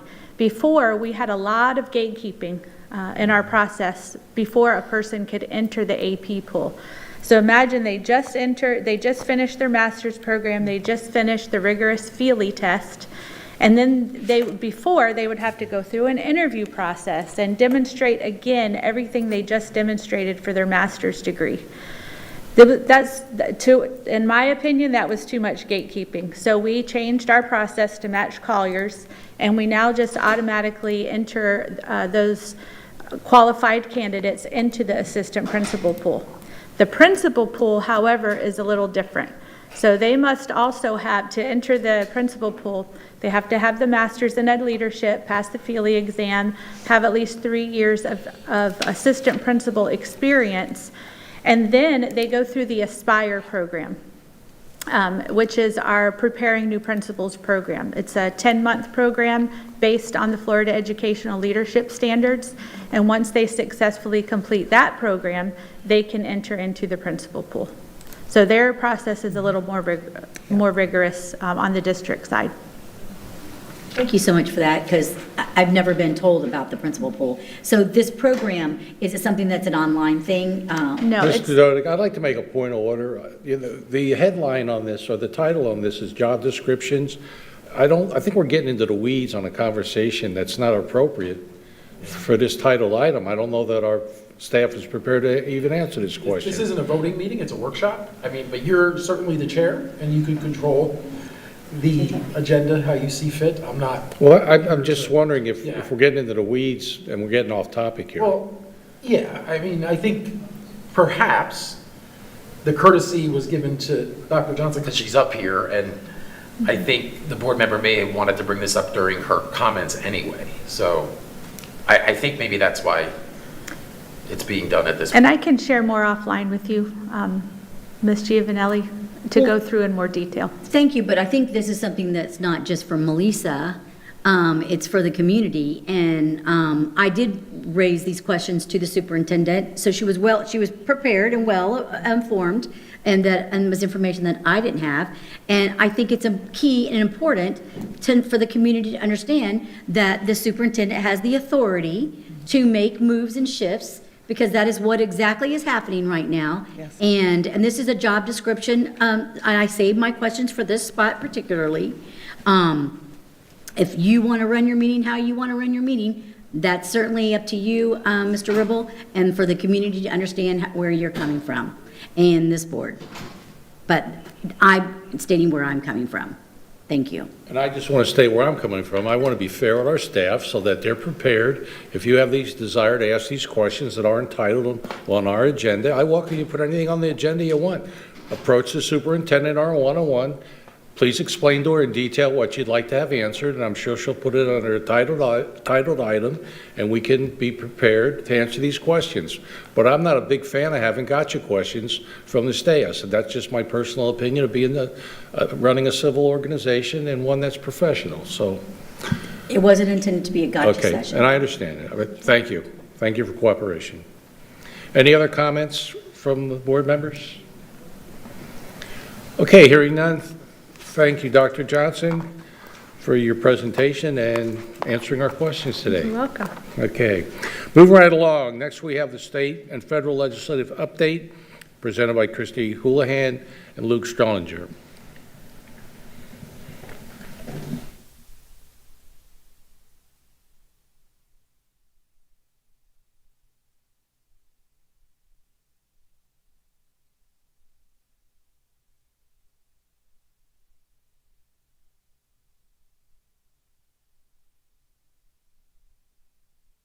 All right, good afternoon, Superintendent Dr. Carlin, board members.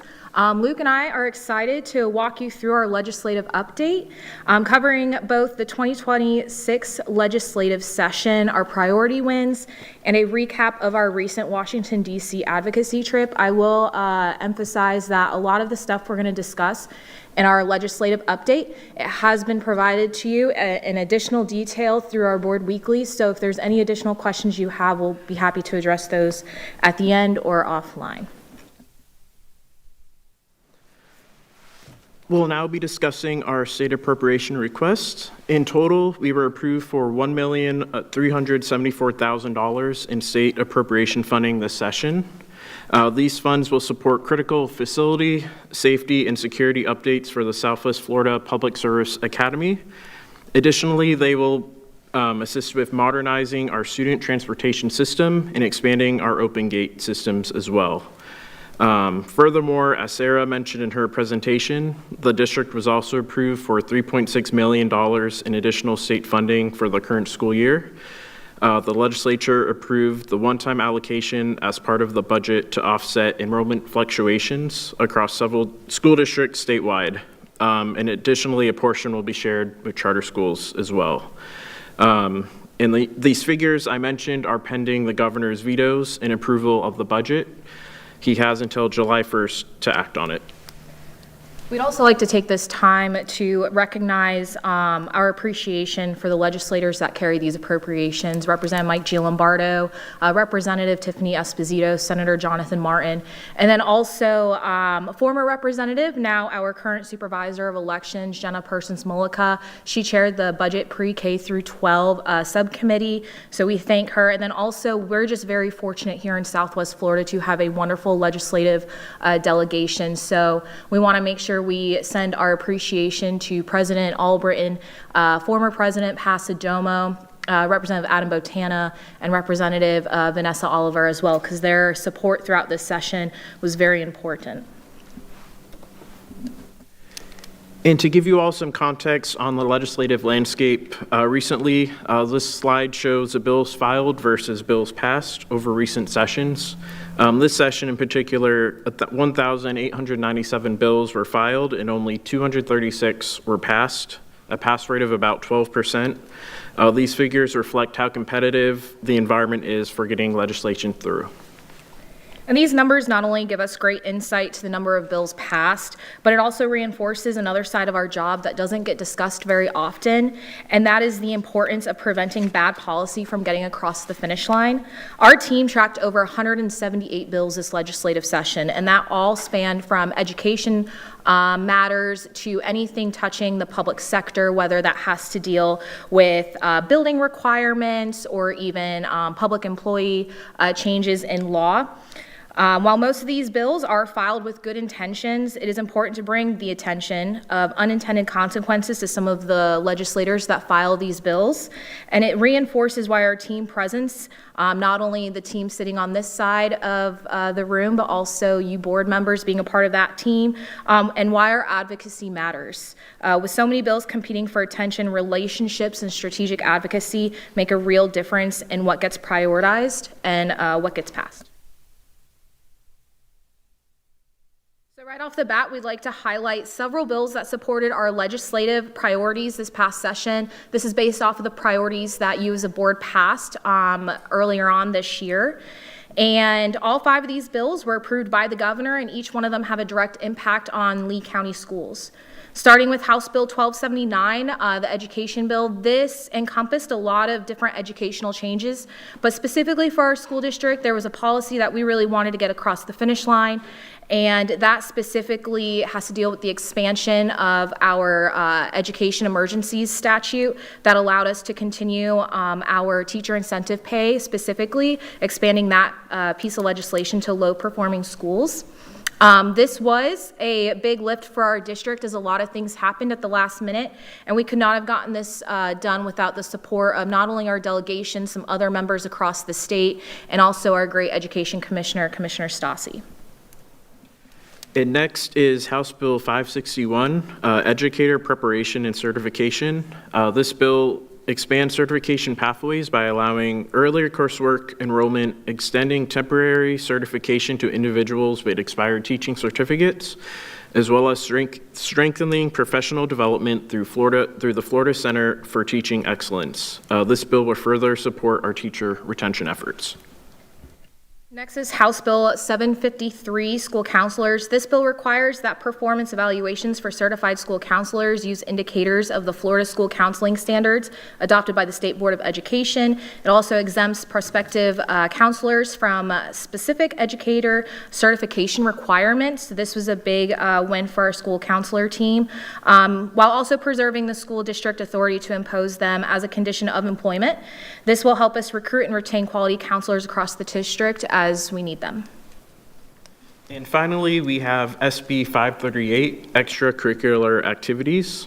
This bill allows booster clubs to fund athletic coaches, directors, and sponsors under specific policies, as well as authorizing students to participate in activities at other schools in certain circumstances, and permits activity fees with specific caps and publication requirements. And moving on to our additional bills, these didn't fall under our priority wins, but are still worth the board's awareness.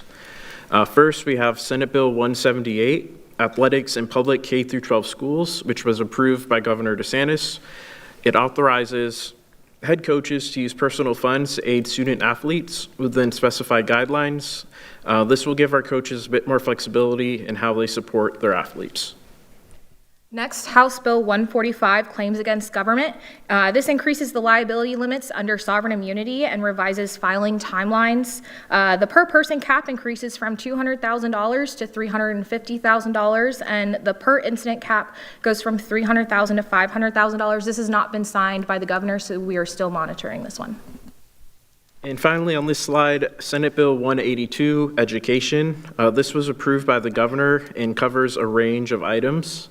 First, it prohibits certain charter school dismissals based on academic performance. It modifies scholarship fund reversion, expands private school facility and land use options, and requires cursive writing instruction, mandates historical portrait displays, and creates a teacher training and mentoring program. Now we're going to move on to House Bill 757, School Safety, which was approved by the governor. It expands the Guardian program to public higher ed institutions, creates a new firearm discharge offense near schools, and improves threat management. To explain further the impacts of the K-12 institutions, because this one was highlighted significantly as a higher ed bill throughout session, two key components. The legislature now mandates the transfer of specific education records, including threat assessments, from K-12 schools to colleges and universities. And then also it requires it creates a second-degree felony for discharging weapons within 1,000 feet of a school and requires mandatory holding until the bail hearing. And moving on to Senate Bill 824, School District Unimproved Real Property. This bill originally required school districts to offer certain district-owned vacant land to eligible charter school operators within the district, but through advocacy and the amendment process, the bill now only requires school districts to submit an annual inventory of unimproved real property to the DOE for a statewide report. And then House Bill 1081, this bill requires the Florida Center for Cybersecurity to develop a new cybersecurity experiential learning program and identify internship and experiential learning opportunities aligned with high-demand cybersecurity roles. It also requires consultation with employers and mandates annual reporting on enrollment certifications and job placements. Another reason why I wanted to bring this to your attention is because, once again, this might have been viewed as more of a higher ed bill. However, this is going to continue to be a conversation at the state and federal level. Specifically, once again, it is important to note that the state and federal governments are looking at ways to expand this, how to modernize it, how to bring some of these certifications to students a lot sooner. So just something to be aware of, and we are seeing this state and federal partnership. Specifically with this one, this highlights an internship partnership with the U.S. Department of Commerce's National Institute of Standards and Technology and the state of Florida. So this just gives us a good insight as to where the state of Florida will continue to head in that direction. And for House Bill 453, requirements for a standard high school diploma, this was approved by the governor, and it allows 2 years of marching band to fulfill PE and arts credits, as well as permit students with disabilities to use Special Olympics for PE requirements. Both of these are meaningful opportunities for our students. And then House Bill 461, volunteering at polling locations. This bill allows registered and pre-registered students to volunteer at polls for community service hours without violating private funding prohibitions. These volunteer hours may count towards high school graduation requirements, if they have some of those, and then also for some of their scholarship requirements as well as they seek some funding opportunities. This is a nice civic engagement opportunity for our students if they would like to participate in that. And then House Bill 851, professional learning, which was approved by the governor. This bill requires districts to provide annual autism-specific professional learning for instructional and school-based administrative personnel.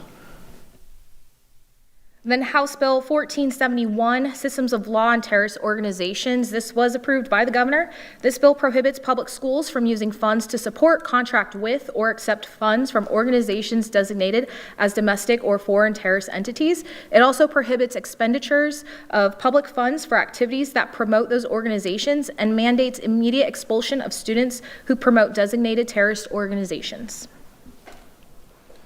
And finally, SB 1296, Public Employees Relations Commission, which was approved by the governor. This bill revises processes for union membership, certification, disputes, and appeals, including recertification thresholds. And then before we go to the next slide and we shift into the federal update and what that advocacy trip looked like, I do want to expand a little bit more. Our great CFO and wonderful Matt Acosta did in their previous presentation touch on the property tax reform legislation in that special session that just wrapped up. The reason why I didn't make it into this presentation is because it was still being done in Tallahassee. And so I'll just provide some additional context for you there. Governor DeSantis and the legislature since 2025, we heard the topic of property tax reform, but during the 2026 legislative session, only the House filed a number of bills touching on property tax, providing various different options for the legislature to review. Unfortunately, none of those kind of got through, or there wasn't really a whole lot of conversation back and forth, so it was just kind of like what's coming, what's next. So we were waiting for this special session to take place. So on May 27th, the governor formally issued a proclamation calling for a special session for the dates of June 1st and June 3rd that we just went through. The legislation was filed in both the House and the Senate between the days of May 28th and June 1st, drawing immediate concerns from our local government, special districts, and other impacted entities. Following the House and Senate committee meetings, several provisions from the governor's original proposal were amended and or removed entirely. Those key provisions include it created a phased homestead exemption on the first $150,000 of assessed value beginning on January 1st of 2027, and then increasing that to $250,000 in 2028. Beginning in 2029, the $250,000 threshold will be permanently tied to the U.S. Bureau of Labor Statistics Consumer Price Index, meaning the exact exemption amount will adjust annually based on inflation data and cannot be calculated until the year's figures are finalized. The exemption applies to local governments and special district levies only. School district levies are excluded, as our team mentioned earlier, and I'll say it one more time. School district levies are excluded.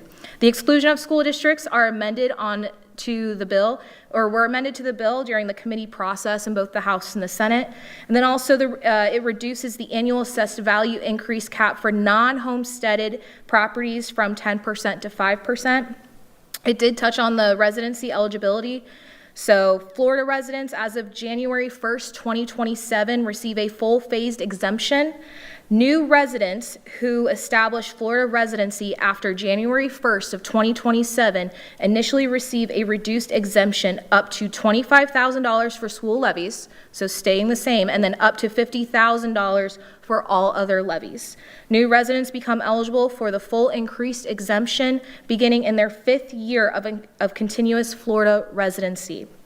Now, the path to passage is the proposal will go before the voters on the November 2026 general election ballot, and it must pass with at least 60% approval to take effect. So with that, we will shift gears over to federal. So this past May, Board Chair Armor Persons, Chief Safety, Security, and Fleet Operations, David Newland, and I traveled to Washington, D.C. for our annual federal advocacy trip. It was productive, insightful, and a meaningful week of meetings. Not only did we have the privilege to advocate for our students, teachers, and district, but we were able to gather great insights to additional funding opportunities at the federal level. It is important to note that these funding opportunities don't just live within the Department of Education, but they are housed in agencies such as the Department of Homeland Security, the Department of Agriculture, the Department of Labor, the Department of Commerce, the Department of Energy, and so on and so forth.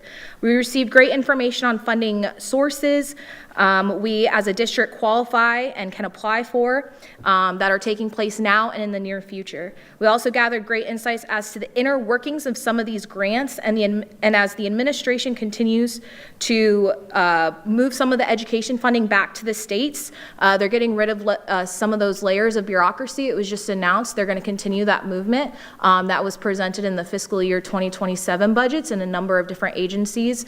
So having those insights allow us to better position ourselves as a school district. In regards to the meetings, as you can see on your screen, on the congressional side, we met with both U.S. Senators, Senator Ashley Moody and Senator Rick Scott, as well as Representative Greg Steube. These conversations were critical for us in continuing to build those relationships and also supporting our federal asks. They've been fantastic with letters of support for some of the grants that we are actively engaging in right now.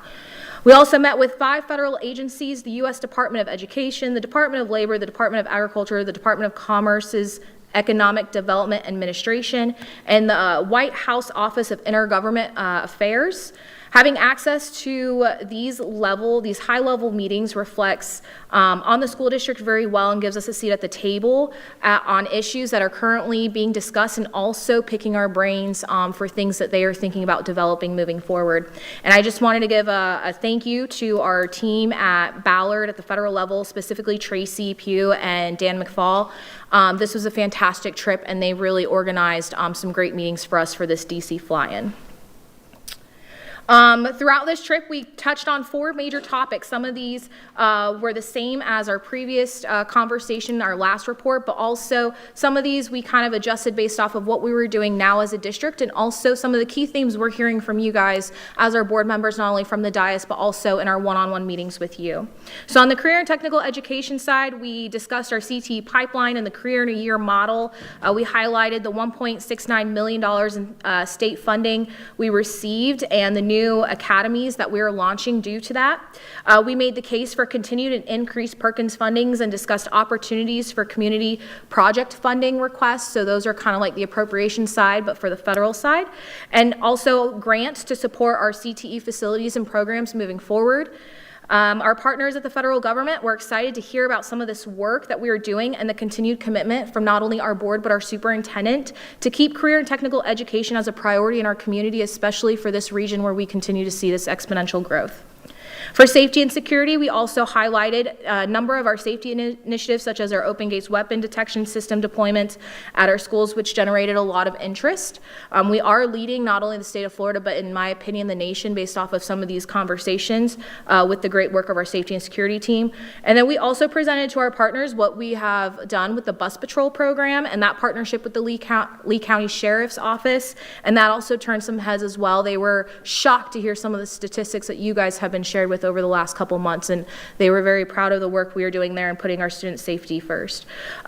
Through those meetings, especially with the safety and security, we were given insights of a critical grant that currently Chief Newland and his team are actively working on to expand some of our critical safety infrastructure here at the district. On educator workforce compensation, we highlighted the great things we are doing with our teacher incentive pay programs, especially with our work through the legislative session with House Bill 1279, expanding the definition of that educational emergency statute we went over. We highlighted the incredible work of our HR team and the school-based leadership on closing the gap with our teacher vacancies. That turned a lot of heads in DC as well. That resulted in additional information being requested on some of the strategies that we're using here at our district.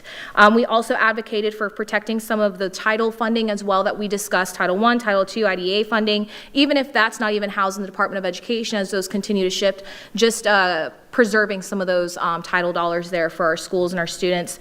And then also we, once again, received critical insight on the timing with the Department of Education, Department of Labor, and when that shift will continue to move. Some of the trends that we learned, as I've been sharing with you guys through the last several months, is a good portion of the Department of Education will shift over to the Department of Labor. It was night and day walking into that Department of Education building when we first went, when at the time our chairman, board member Sam Fisher went with us. It was an active building, you know, buzzing, people were talking. We went this go around and it was crickets. It was very, very quiet. A lot of empty seats. But we're seeing that transition over to the Department of Labor, and so we're excited to continue to work with the leadership over there. We've made some really good connections there. And then a big thing for the board, you all have been passionate about the nutrition that we are serving our students with the fresh vegetables and the food that we're providing at lunch. So with our meeting at the Department of Agriculture, and on that topic, we expressed our strong support for these initiatives and the vision for just healthier school options for our students for meals. We talked about the fresh fruits and vegetables offered throughout the week, local produce from our farms, the great partners we have with that, our school gardens growing across the district, specifically at Trafalgar Middle School. And through these conversations, Department of Agriculture gave us some great insights and gave us some heads up on some future funding. And actually, during this board workshop, their team over there emailed me at 2:29 p.m. a memo specifically for Lee County School District on grants that we are eligible for, and they outline them for us. So we'll take a dive into that. And we also previewed the Alva High School opening in 2027, dedicated to what we called ag technology. They are calling it ag precision. And so we are going to slowly shift over to that with that terminology, but they are excited to hear what is happening at the Alva High School, and they truly believe it could become a model for the nation. They were super excited to hear about what we're doing as a district. And with the federal advocacy update, I'll end it with, as I keep saying, the information that we gathered, the insights, the continued conversations even leaving DC, the information that they're giving to us, not even when we request it. It's a game changer for us. It's positioning us very well. And they are not afraid to help us when we need some assistance, and we're greatly appreciative for that. And so with that, that concludes our legislative update for today. We're proud of what we have accomplished as a team, and by team, it's just not Luke and I, it's you as board members, it's our superintendent, it's many of the folks on our cabinet as well. It's an all hands on deck approach, especially when you're talking about a 60-day session and things are moving rapidly. Thank you for working and engaging with us throughout these advocacy efforts. Your partnership is critical, and at this time, we'll take any questions, comments, and if we can't answer them now, we'll get you your follow-up information. Dr. Carlin. Thank you very much. First of all, thank you to Ms. Houlihan and Mr. Strominger for the work that you do. I want to publicly recognize you both. There is a tremendous amount of work that goes on behind the scenes. While this is a briefing and you're getting a chance to come out into the light, I do want to let you know that I really appreciate every single thing that you do. You are working feverishly behind the scenes, getting meetings, keeping us up to date, and so just tremendous appreciation to you both for your work. Having said that, I also want to thank our board members. You go up to Tallahassee. Obviously Mr. Persons just went to DC with Chief Newland and with Mrs. Houlihan. I know Mr. Fisher has gone in the past. We've had other board members that have gone up there as well. So just thank you all, because it's really a team effort. There's no one person that is going to get all of this across the finish line, and so it really does require all of us working hand in hand. I do want to give a very special shout out. We went through a tremendous amount of wins starting on page 4 of the presentation. I do want to give a tremendous shout out, particularly around the expansion of the definition of educational emergency to now include persistently low schools, allowing us to provide those incentives for teachers. That is a tremendous effort, not only started with the board going to Tallahassee and talking about the need for all of our children to have high quality teachers, not just some. I live on the McGregor corridor. It's fantastic that those schools have been properly staffed. It is very unfortunate that we've had a history in this district of schools that haven't had appropriate amounts of teachers, that they've remained unstaffed. 13 vacancies, 17 vacancies, 20 vacancies when I came into office. I think we would all agree that has been turned on a dime. And I would argue that a tremendous part of that has to do with our ability to retain high-quality teachers in all of our schools, including the schools where children traditionally struggle. So a huge shout out to our Governor DeSantis, to Commissioner of Education Koumoutsas, to our legislative delegation, particularly Representative Persons Mullica, who stepped up in a huge way for us, Senator Martin, and others that definitely jumped out on that bill and helped to get all of that across the finish line. Just tremendous appreciation to them. And also, I'd be remiss, sometimes we take hits out in the court of public opinion. Once in a while, a few likes on Facebook around our lobbyists. I will share with you, we have relationships, there's no doubt about it, but we don't have all of the relationships. Listen to what occurred in Washington, D.C. I have never heard us talk about those types of meetings on any level, And now all of these millions of dollars have been opened up to our school districts so that we can apply for those in areas we care about, career and technical education. With our new high school, getting that noticed up in Washington, D.C., and now Ms. Houlihan's getting emails from organizations, from folks up in D.C. saying, hey, this is a wonderful grant for y'all to apply to. We have their ear. That doesn't happen just because I happen to walk into D.C. or any of us walk into D.C. Relationships matter. And so I will just give a big shout out to our Ballard partners, our team, both at the state and federal level. They have opened doors for us that were not open before, and because of that, our children are winning. So thank you very much for allowing me to take a moment, Chair Ribble, and with that, we'll turn it over to you for your comments and your questions. Ms. Jordan. Thank you. Go ahead. Thank you for the presentation. I have 2 questions, please. The professional learning, HB 851, is there funding attached to that? That we have to have the, it's required now? Hold on, I'm looking through it.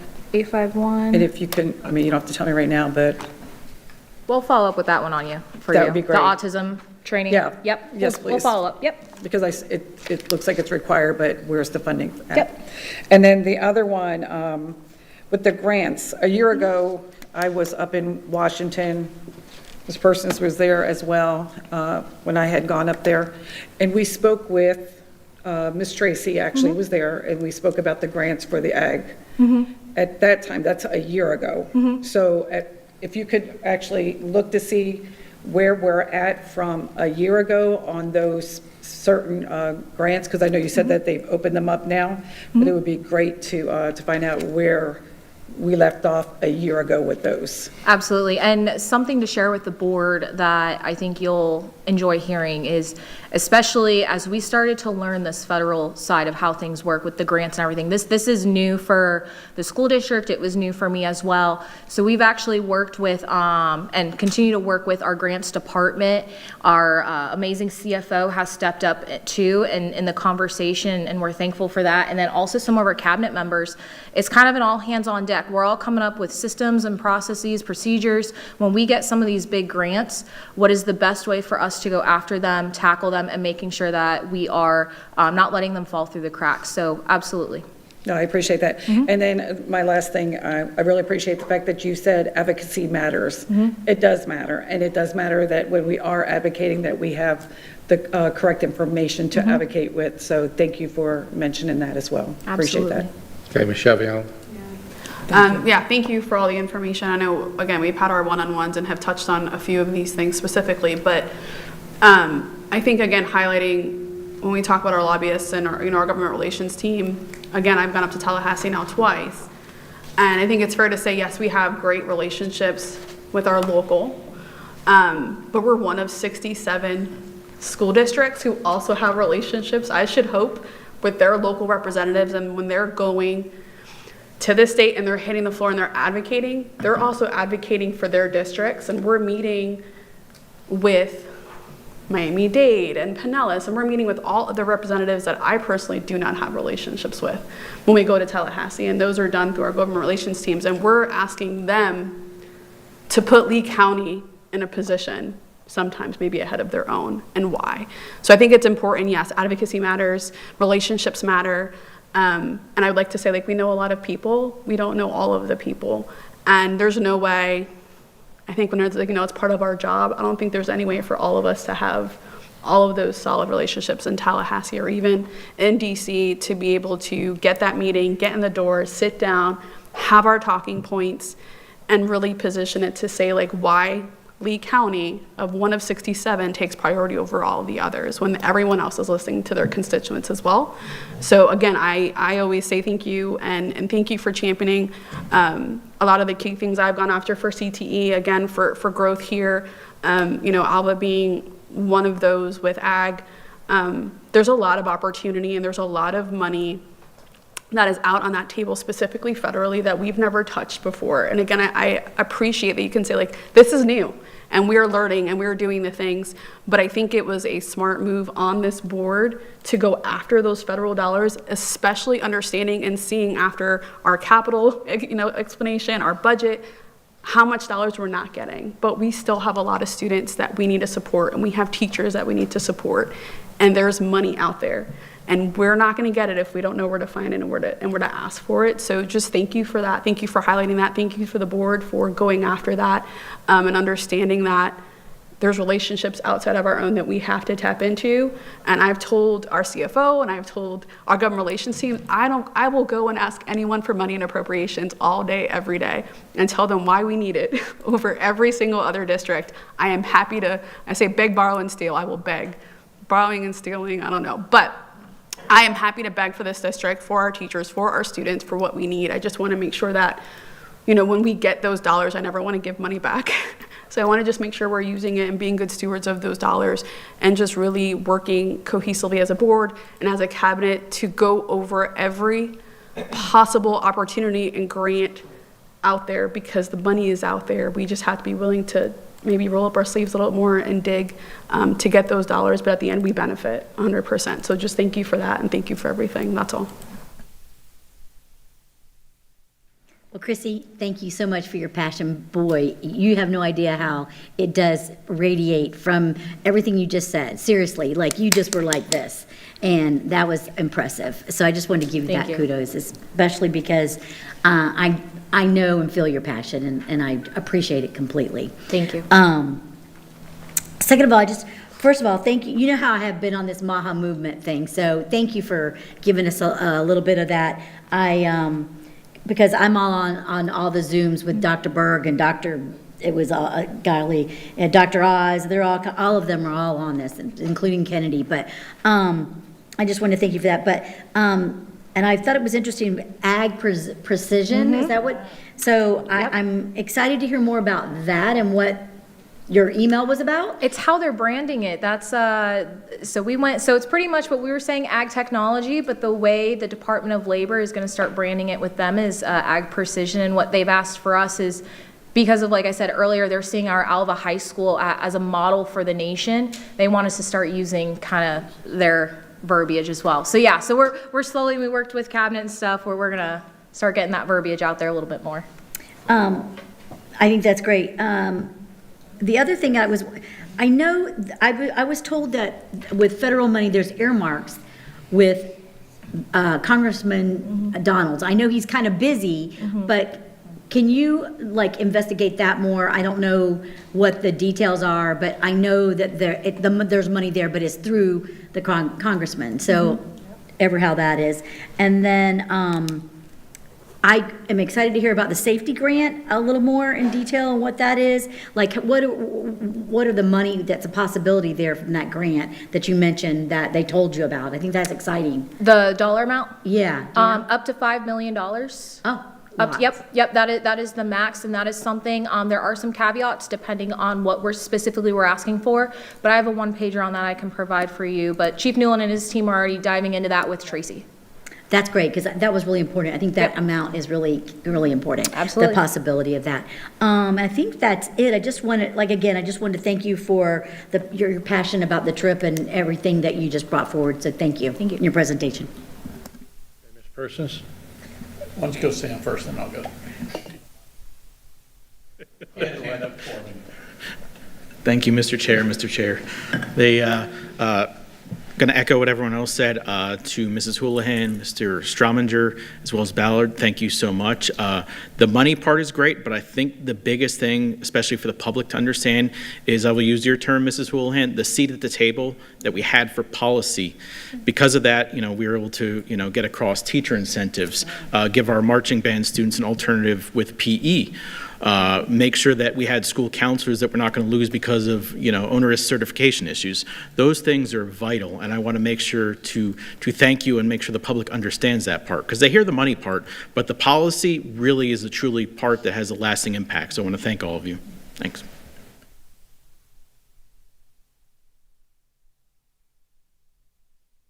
Thank you. I'll give you my great insights. First off, going to the Department of Education. You can imagine you were going to meet with somebody in a room here in the district on a Sunday. You walk in the door and there's maybe one security guard there and you see nobody else. You walk all through the building, there's nobody there. And there's just floor after floor after floor after floor of that up at the Department of Education. That building is going up for sale shortly, I understand. And that's just where it is. They have moved everything to different agencies. It's night and day difference at the federal level versus the state level. If you want funding or you want anything done at the state level, you go to your legislators, your senator, everybody up there, and the governor. You want something done at the federal level, you have to go to all these different departments that we went to. That's just the way it works. They have the grants. There's no budget, so there's very little funding that a congressman can do, because normally the congressman adds that to a budget. There isn't a budget. There's a continuing resolution, and that's pretty much it. So it's a really odd type thing. But the response that we got, there's no one else doing this. Well, when Debbie and I went up there in the fall with the state for a federal relations meeting. We were up there. Where did we go? We didn't go to any departments. We went to all the different senators and congressmen and told them what we wanted and this and that, and everybody was nice photo op. And that was it. You made good relations, but nothing else really came of that, to my knowledge, on the federal level. And I met with Debbie, and I remember going, as we went over there to meet with Ballard, I said, we need to get with these federal agencies. And we asked them to start setting up something like that.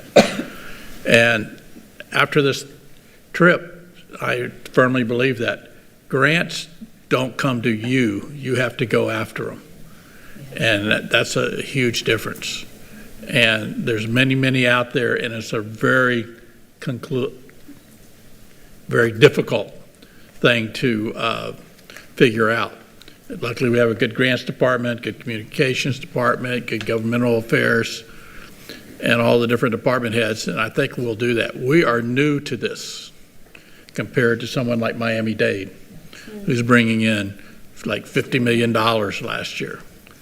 They have it down. They've been going up there for years, and they know how it works. So this isn't something we invented to say, oh, why don't we go hire a lobbyist, and why don't we take a trip up to D.C.?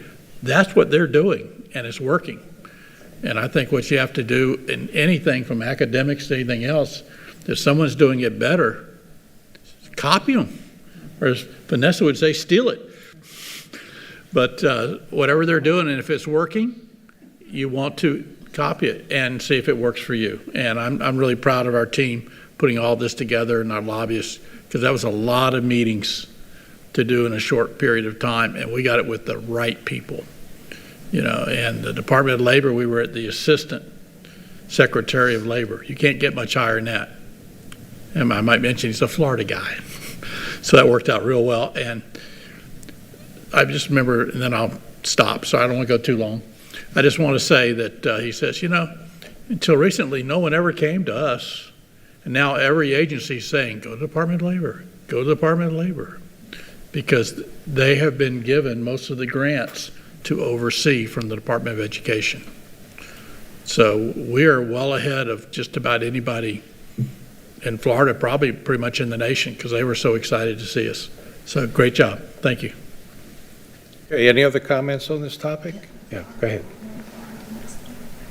Real quick, I had a question regarding the athletics, what was it, Senate Bill 178.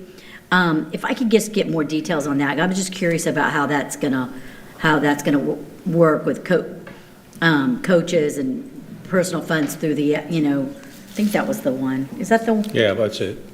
For the booster clubs can pay? A couple of those, especially in the athletics, as we wait for FHSAA guidelines, and also our legal team along with our athletics team here, they're all diving into it, so we'll get together and give you an update. That's all, I meant to ask that. Thank you. Okay, hearing no other comments, thank you very much. Great presentation, very enlightening. Next on the agenda is our policy review briefing, first reading presented by Robert Dodig.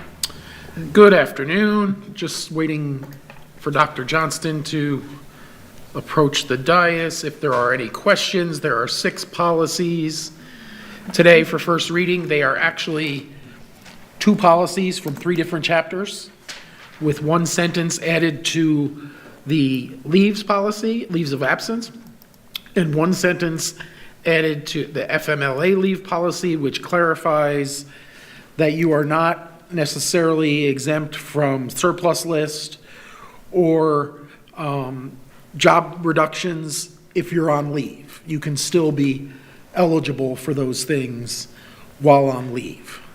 And that language came about during this season because of some things that came about. So that's those are the changes. It's 1 sentence. And it's first reading, and it'll be, if there's no changes, it'll be on the agenda for the 21st of July.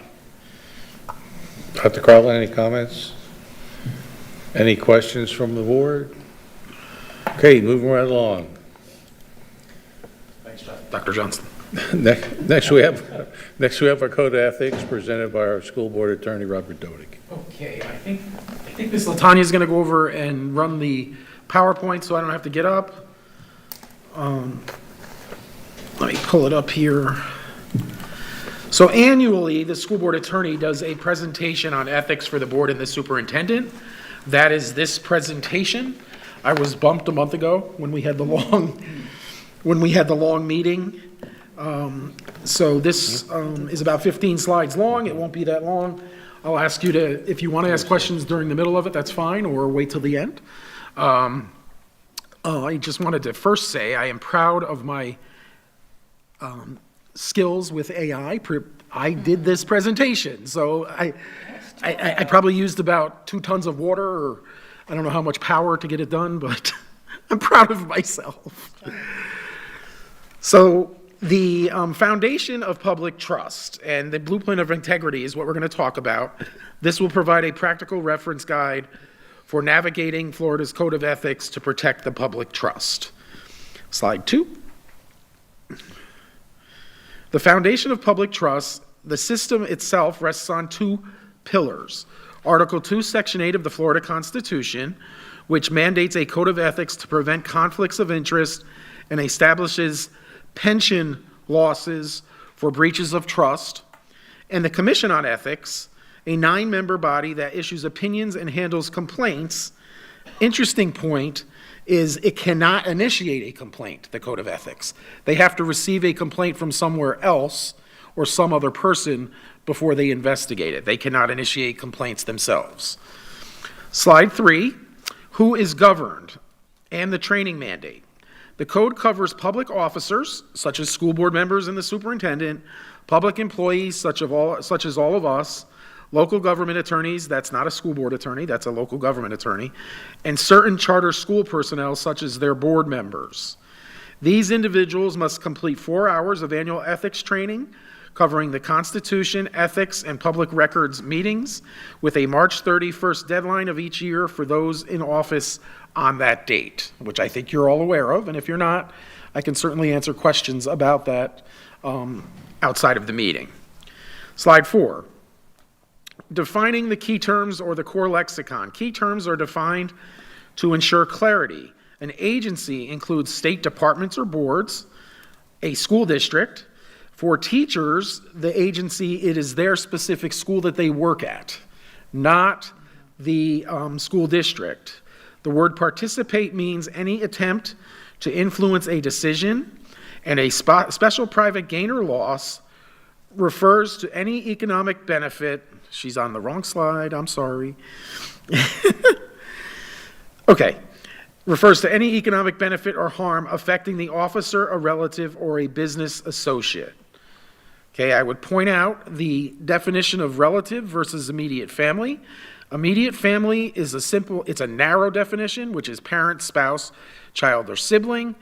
A relative, which is in some of the statutes, a relative cannot be influenced, and that's a broader scope, which includes in-laws, husband and wife, brother or sister.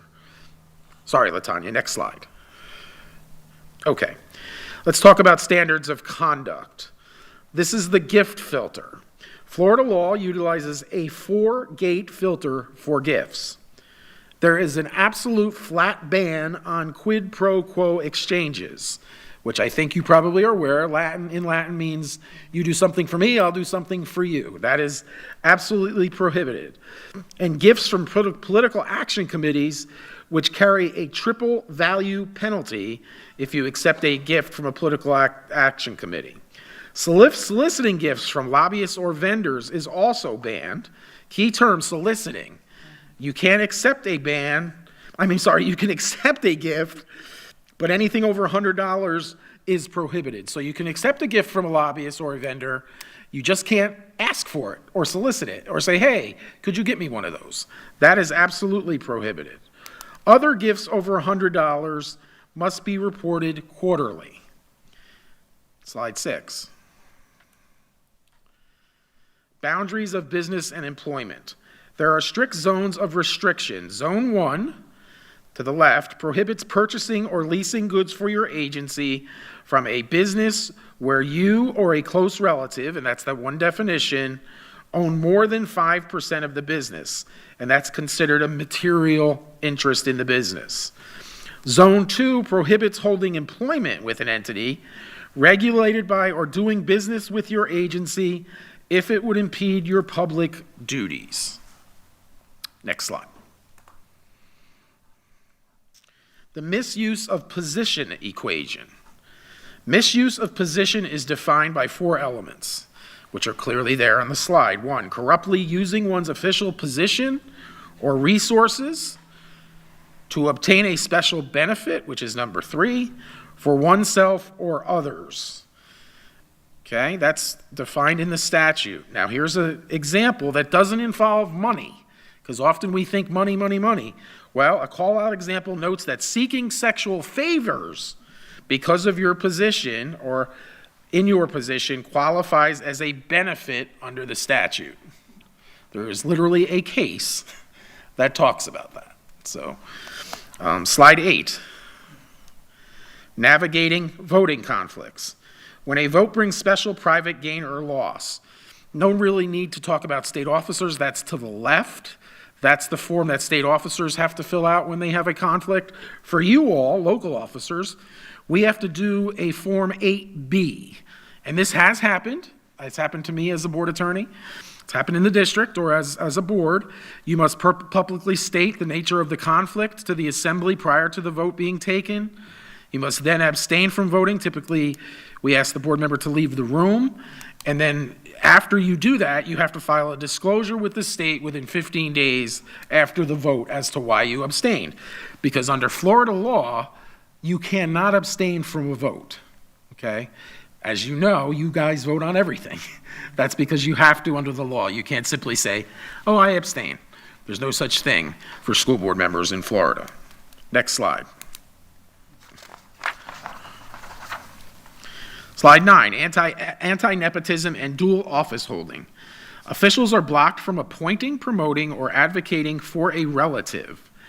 Sometimes abstaining from a vote is not enough if advocacy occurred. Additionally, no employee may serve on their own agency's governing body. So in other words, you cannot be a staff member of the school district and be on the school board. And we have had individuals who have run while employed and then had to resign to be a school board member once they won. Next slide, slide 10. Procurement and contractual firewalls. Agency employees involved in procurement, such as our procurement department, or auditing, drafting specifications for procurement items, cannot be employed by the person or entity contracting with the agency. Pretty simple concept. Furthermore, a nepotism firewall prevents procuring services from a business where a relative has a material interest more than 5%. Okay, so had a case years ago where a staff member in special ed wanted to contract with her husband's business, did something for children, I can't remember exactly what, and she didn't think she was an owner of the business. We checked on SunBiz, and she actually owned more than 5% of the business. So she could not be permitted to do that. Transparency, next slide, sorry. Transparency through financial disclosures. Disclosures are intended to deter corruption and build trust. You all, board members, have to do Form 6, which requires a sworn statement of net worth and a tax return. Form 1 is the limited form. That's what our principals have to do. So even if no interest exists, the forms must be filed and marked not applicable. So even if something on that form doesn't apply to you, you write not applicable and still file the form. Now, typically my office the board attorney has collected your forms, a copy of them. So if you have a new one and you want to submit it, provide it to me, we'll take it and scan it and have it in our system in case we get somehow asked or inquired about that. Kathy had collected them for you all. Next. Business interests and client disclosures. This slide details quarterly requirements for disclosing clients represented for a fee before a government agency. It also notes that honoraria-related expenses for speeches or writings must be disclosed annually. You can accept honorarias, you just have to disclose them if someone is paying you to speak. Next slide. Post-employment cooling off periods, and we have one within the district also that I'll talk about in a minute. There is a lifetime ban on employment regarding specific contracts an official participated in personally and substantially. So if you participated, or someone here worked on something and participated personally and substantially in the district business, they would be banned from working on that item or employed by that agency. A 2-year ban applies to contracts within an official's general responsibility and representing entities for compensation before their former agency. We have a similar policy that if I were to leave here, for instance, I could not represent someone before the school board for 2 years. Okay, so that's in our board policy. Next slide. And we're almost done. Penalties. The cost of structural failure, penalties. Public officers face impeachment, removal, or salary forfeiture, up to a third of your salary for 12 months, and fines up to $10,000. Public employees themselves face dismissal, demotion, or suspension. Conversely, those who file, and this is important, that box down there, those who file materially false complaints with malicious intent are liable for the official's legal fees.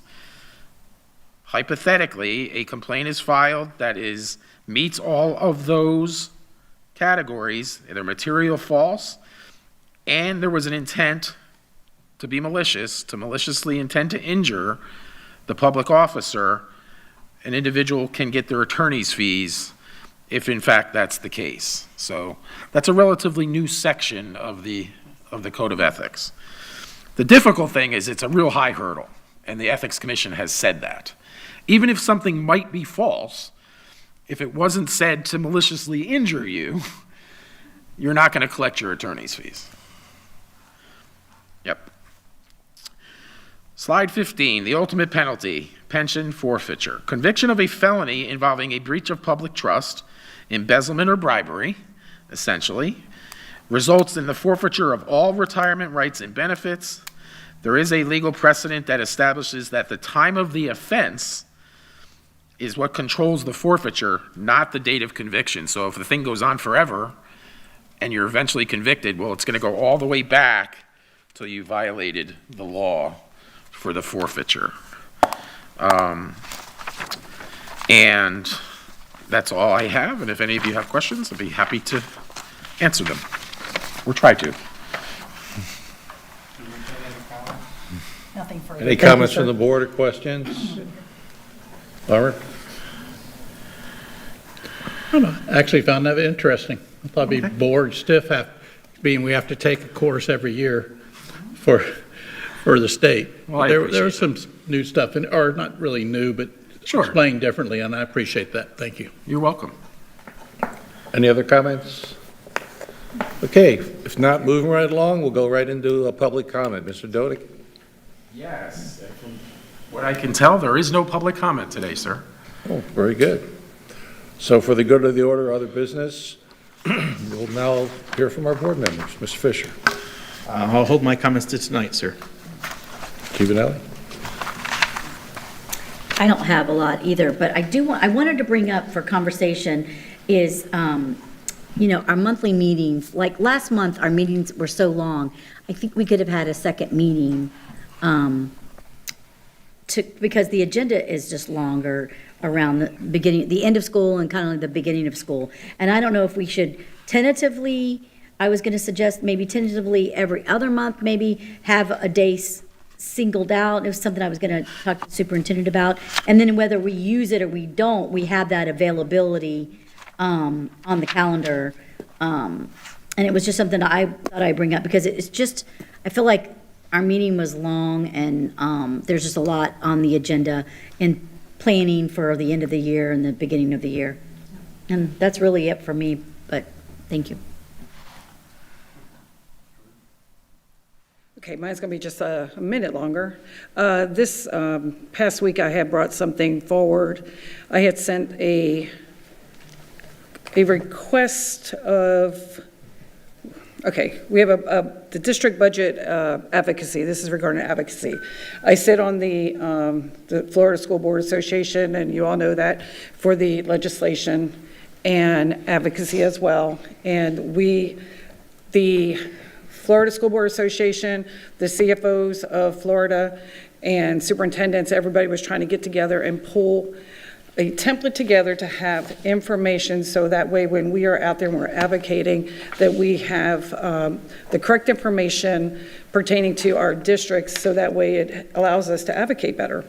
So I sent an email to our CFO, who come July 1st, we have a different law because of the Bill of Rights of the superintendent of the School Board Association, of the school boards, period.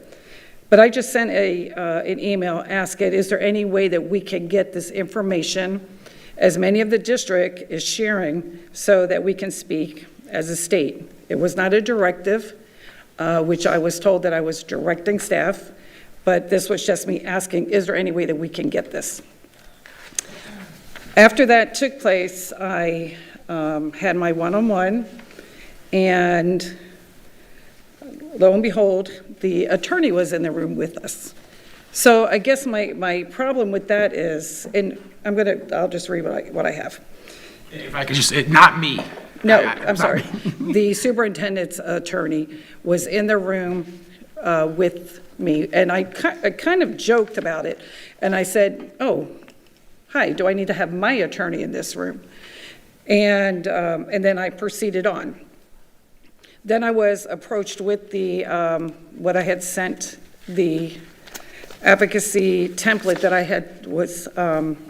I had sent. I was shown this, but let me just read this. Last week I requested budget information from the CFO using the FSBA development form to fulfill my responsibility as a board member. I understand concerns were raised about whether the requests followed the established process for obtaining information from staff. I take those concerns seriously and appreciate the discussion that clarified expectations and reinforced the importance of following agreed upon procedures. Access to accurate, timely information is essential to our roles as school board members. I hope that we can continue working collaboratively to ensure board members receive the information they need while respecting established processes. I remain committed to maintaining a positive work relationship with the superintendent and staff, and will continue to make informed decisions in the best interest of our students, employees, and community.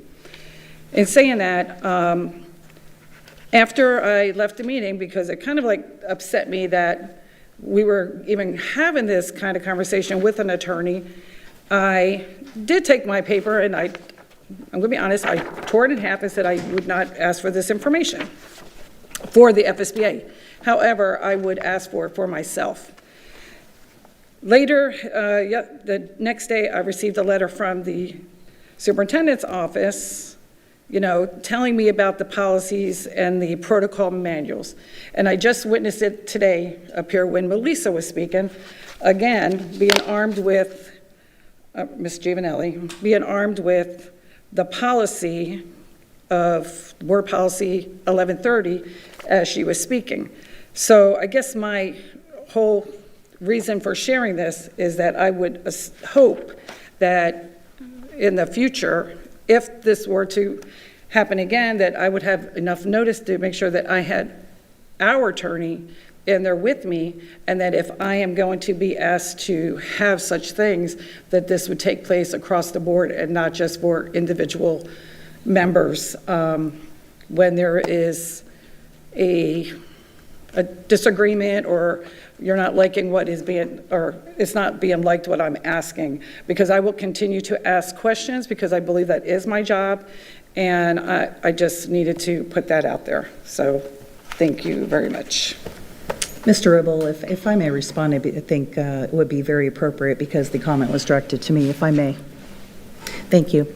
I just want to clarify a couple of things. First of all, Ms. Jordan, thank you for bringing this forward at the dais. I think it's very important that we talk about these types of things. The very first thing is at the top of the form was a place for my name and for chairperson's name. And so what I would respectfully request is that that is brought to me directly before you direct my staff on what is to be done. And I just want to clarify, I do have a copy of what your email said. Basically, you know, can I get this information? I'm paraphrasing, and I can pull it out and read it directly. But basically, the request was, can you get this information for me, essentially? Okay, and I'll dig through my paperwork and find it. But there was a request of her to get information. The challenge I had is, number one, that was the first time I had seen it. My name was going to be at the top. Number two, chairperson's name was going to be at the top. And number three, the recommendation was to bring that here to the board so that there could be a discussion, because on the very last page, there was a request that it was going to come from the district. So it wasn't just going to be from you, but it was going to be from all of the members of the governance team. So just out of courtesy and respect, I would not certainly put your name on anything and not bring it directly to you. I would respectfully request the same courtesy. The second thing is, on the form, there was more information requested than just financial information. If you look on page, I believe it's 2 or 3, there were district achievement, student achievement requests around that. My CFO does not work in the area of student achievement, so that would require some additional information from my other staff. There was also requested information for enrollment. She's not in charge of enrollment. That would be another one of my staff members. So what I would just request is, I have no problem, certainly understand the board member Bill of Rights. I want you to have the information for the CFO so you can make informed decisions as a board member on items that come before you. You are certainly entitled to that.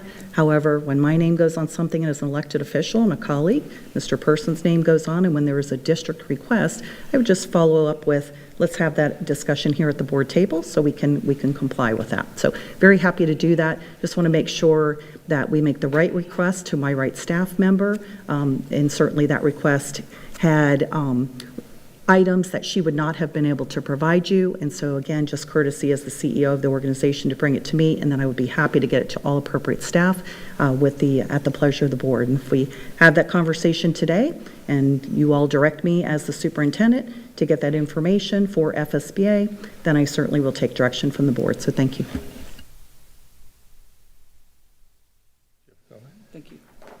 Thank you, Dr. Carlin. And as it stands right now, when we are heading to FSBA this week, this conversation will come up again, and it is definitely about advocacy, and I would never have anybody sign anybody's name off on anything. My question was merely, can we get this information, period. That's all I needed to know. I didn't ask her to fill out anything.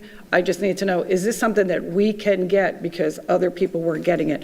And that was the end of it. But I think that the main thing for me is the fact that if we are to have attorneys in the room with us, we all need to be aware that we, in advance, so that way we're not kind of, what was this, sidebar? I can't remember what the word was used today. Like caught off guard, and that way we are prepared for whatever that conversation will be. That's the only thing that I'm asking for all of us, actually. Thank you. Mr. Chairman, if I may, just one more response, if I may. Two things, just points of clarification. One would be the reason that our chief staff attorney was in the room, and I shared this with you in the meeting, was to check my understanding of the board member Bill of Rights.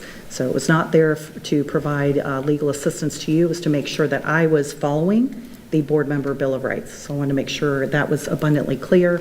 And then the request to my staff member was, I'm not sure that I shared this with you. Is there any way we can get this information, as many of the district is sharing, so that we can speak as a state?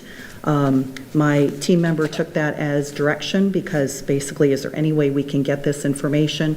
She took that as, you know, basically you're directing her work. And what I would say about that is, again, just a courtesy, if you bring it to me and we have the conversation at the table, the board directs this information, very happy to provide it, but I will tell you the request will go outside of our CFO. She'll certainly have some information she provides, but I'll need to get with a couple of other staff members to make sure it's complete. But again, I'll take direction from the board. Thank you.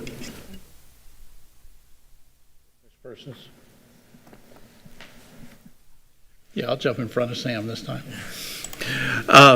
Excuse me, Mr. Persons, we're doing board comments, and there is a protocol. He already went. That's true. Anyway, I'd like to chime in on this a little bit. I know I have in the past asked for information, but I've always gone to the superintendent. And I believe the best way to have done this would probably have been to send an email to all of us, maybe with this attached to it, so we could all see it, what they were asking, and then ask the superintendent, because it is, I just glanced at it, saw it for the first time today. I had not known anything about it. And there's a lot of departments involved in it, so it is comprehensive. I personally don't have any problem with filling it out, and bringing it to us is definitely what the advocacy position does. You know, it's just sort of bypassed the superintendent's office, and it made a little bit of a problem there. So I think just all of us need to realize not to direct or ask staff. You know, I always send things to the superintendent's office first, and it gets done in a timely manner. You know, so I'm very happy with that process, and that's the way I think it should be done. The rest of my comments I'll save for tonight. Thank you. Okay, back. Mr. Fisher, do you want to comment on that? Mr. Chair, there was a topic that was brought Okay, up, board input requested. My bad, I apologize. That's all I meant. So that's the same thing. Can we get a copy of that? I want to see what the purpose is, and I don't understand why we'd be invoking the board member Bill of Rights. That were my questions. If I could just, I can help you there. Yeah. Number 2 in the Board Member Bill of Rights is that a board member can consult with the CFO. So I think that's perhaps why. Also, I think because the board member walked in and there was an attorney in the room. So, and evidently the reason the attorney was in there is because the superintendent wanted the Board Member Bill of Rights to be explained. So that's why it came up. Thank you. Okay, now guess what? I get to weigh on the topic. I'm gonna go out of order here. I'm gonna weigh on this topic because I had a graph. In fact, I got it from you, Armor, off your website, Facebook page about 10 months ago, and it's a graph that shows the superintendent's responsibility, and it shows the board member's responsibility. And I know where you got it from. You got it from FSBA, because every time we go up there, they spend a half an hour talking about that same thing, because at each and every school board at some point in time, just like this past week, we have a conflict over that. Now, we get these questionnaires all the time from FSBA. I get them all the time. I just got put on a committee, and I just got a form the other day I'm looking at, but I want to wait till I get up there and talk about it with the peers that are on this committee. But I would like us all to go back and revisit that poster. You know, is this a superintendent's responsibility or our responsibility? Because I hate to have a situation where I can't go in and meet with a superintendent unless I have Mr. Dodig with me. I mean, we're getting into that. We're not a team anymore. And we're all a team here. We all got to get along. So I just want to weigh on that. You know, I'm a big one on civility. Melissa, I didn't want to upset you earlier when I made the point of order, but I want to be fair with all the folks on our staff that come here and stay on topic. And if we have other topics, we can bring them at the end and ask the superintendent or staff during our comments that you want to see this thing addressed, whatever it may be, at the next meeting. So I'll rest my case on that. Moving right along, Mrs. Fleming, you're up. I'll reserve my comments for this evening. I'm doing the same. And I'm doing the same. Okay, moving right along here, we have Mr. Dodig. Yeah, just briefly, Ms. Giovanelli brought up board meetings, schedule, time. I have had a conversation with a bunch of you one-on-one. I would just ask, with the election coming, if there's going to be decisions made that conversation take place in November, perhaps, at the organizational meeting. Hopefully you'll all be here. Because I think doing it now would not make much sense, frankly. So that's all I have. Thank you. Sounds good to me. Any other comments on that? Okay. Ms. Persons? Yeah, you sure can.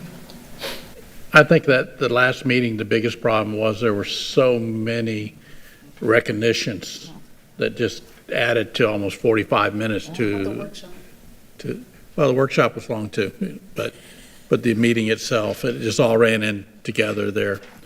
So I was just going to ask that we not do that many recognitions at one time, just somehow space them out. And I know that's tough at the end of the year, but that was all. I just wanted to make that point. Thank you. Dr. Carlin, you get the last word. Thank you very much. I'll reserve my comments for this evening. Thank you. Okay. All right, move right along. Future meeting events, we have a school board meeting tonight at 6 o'clock. And at this point, hearing no other business, the meeting is now adjourned. The time is 3:52.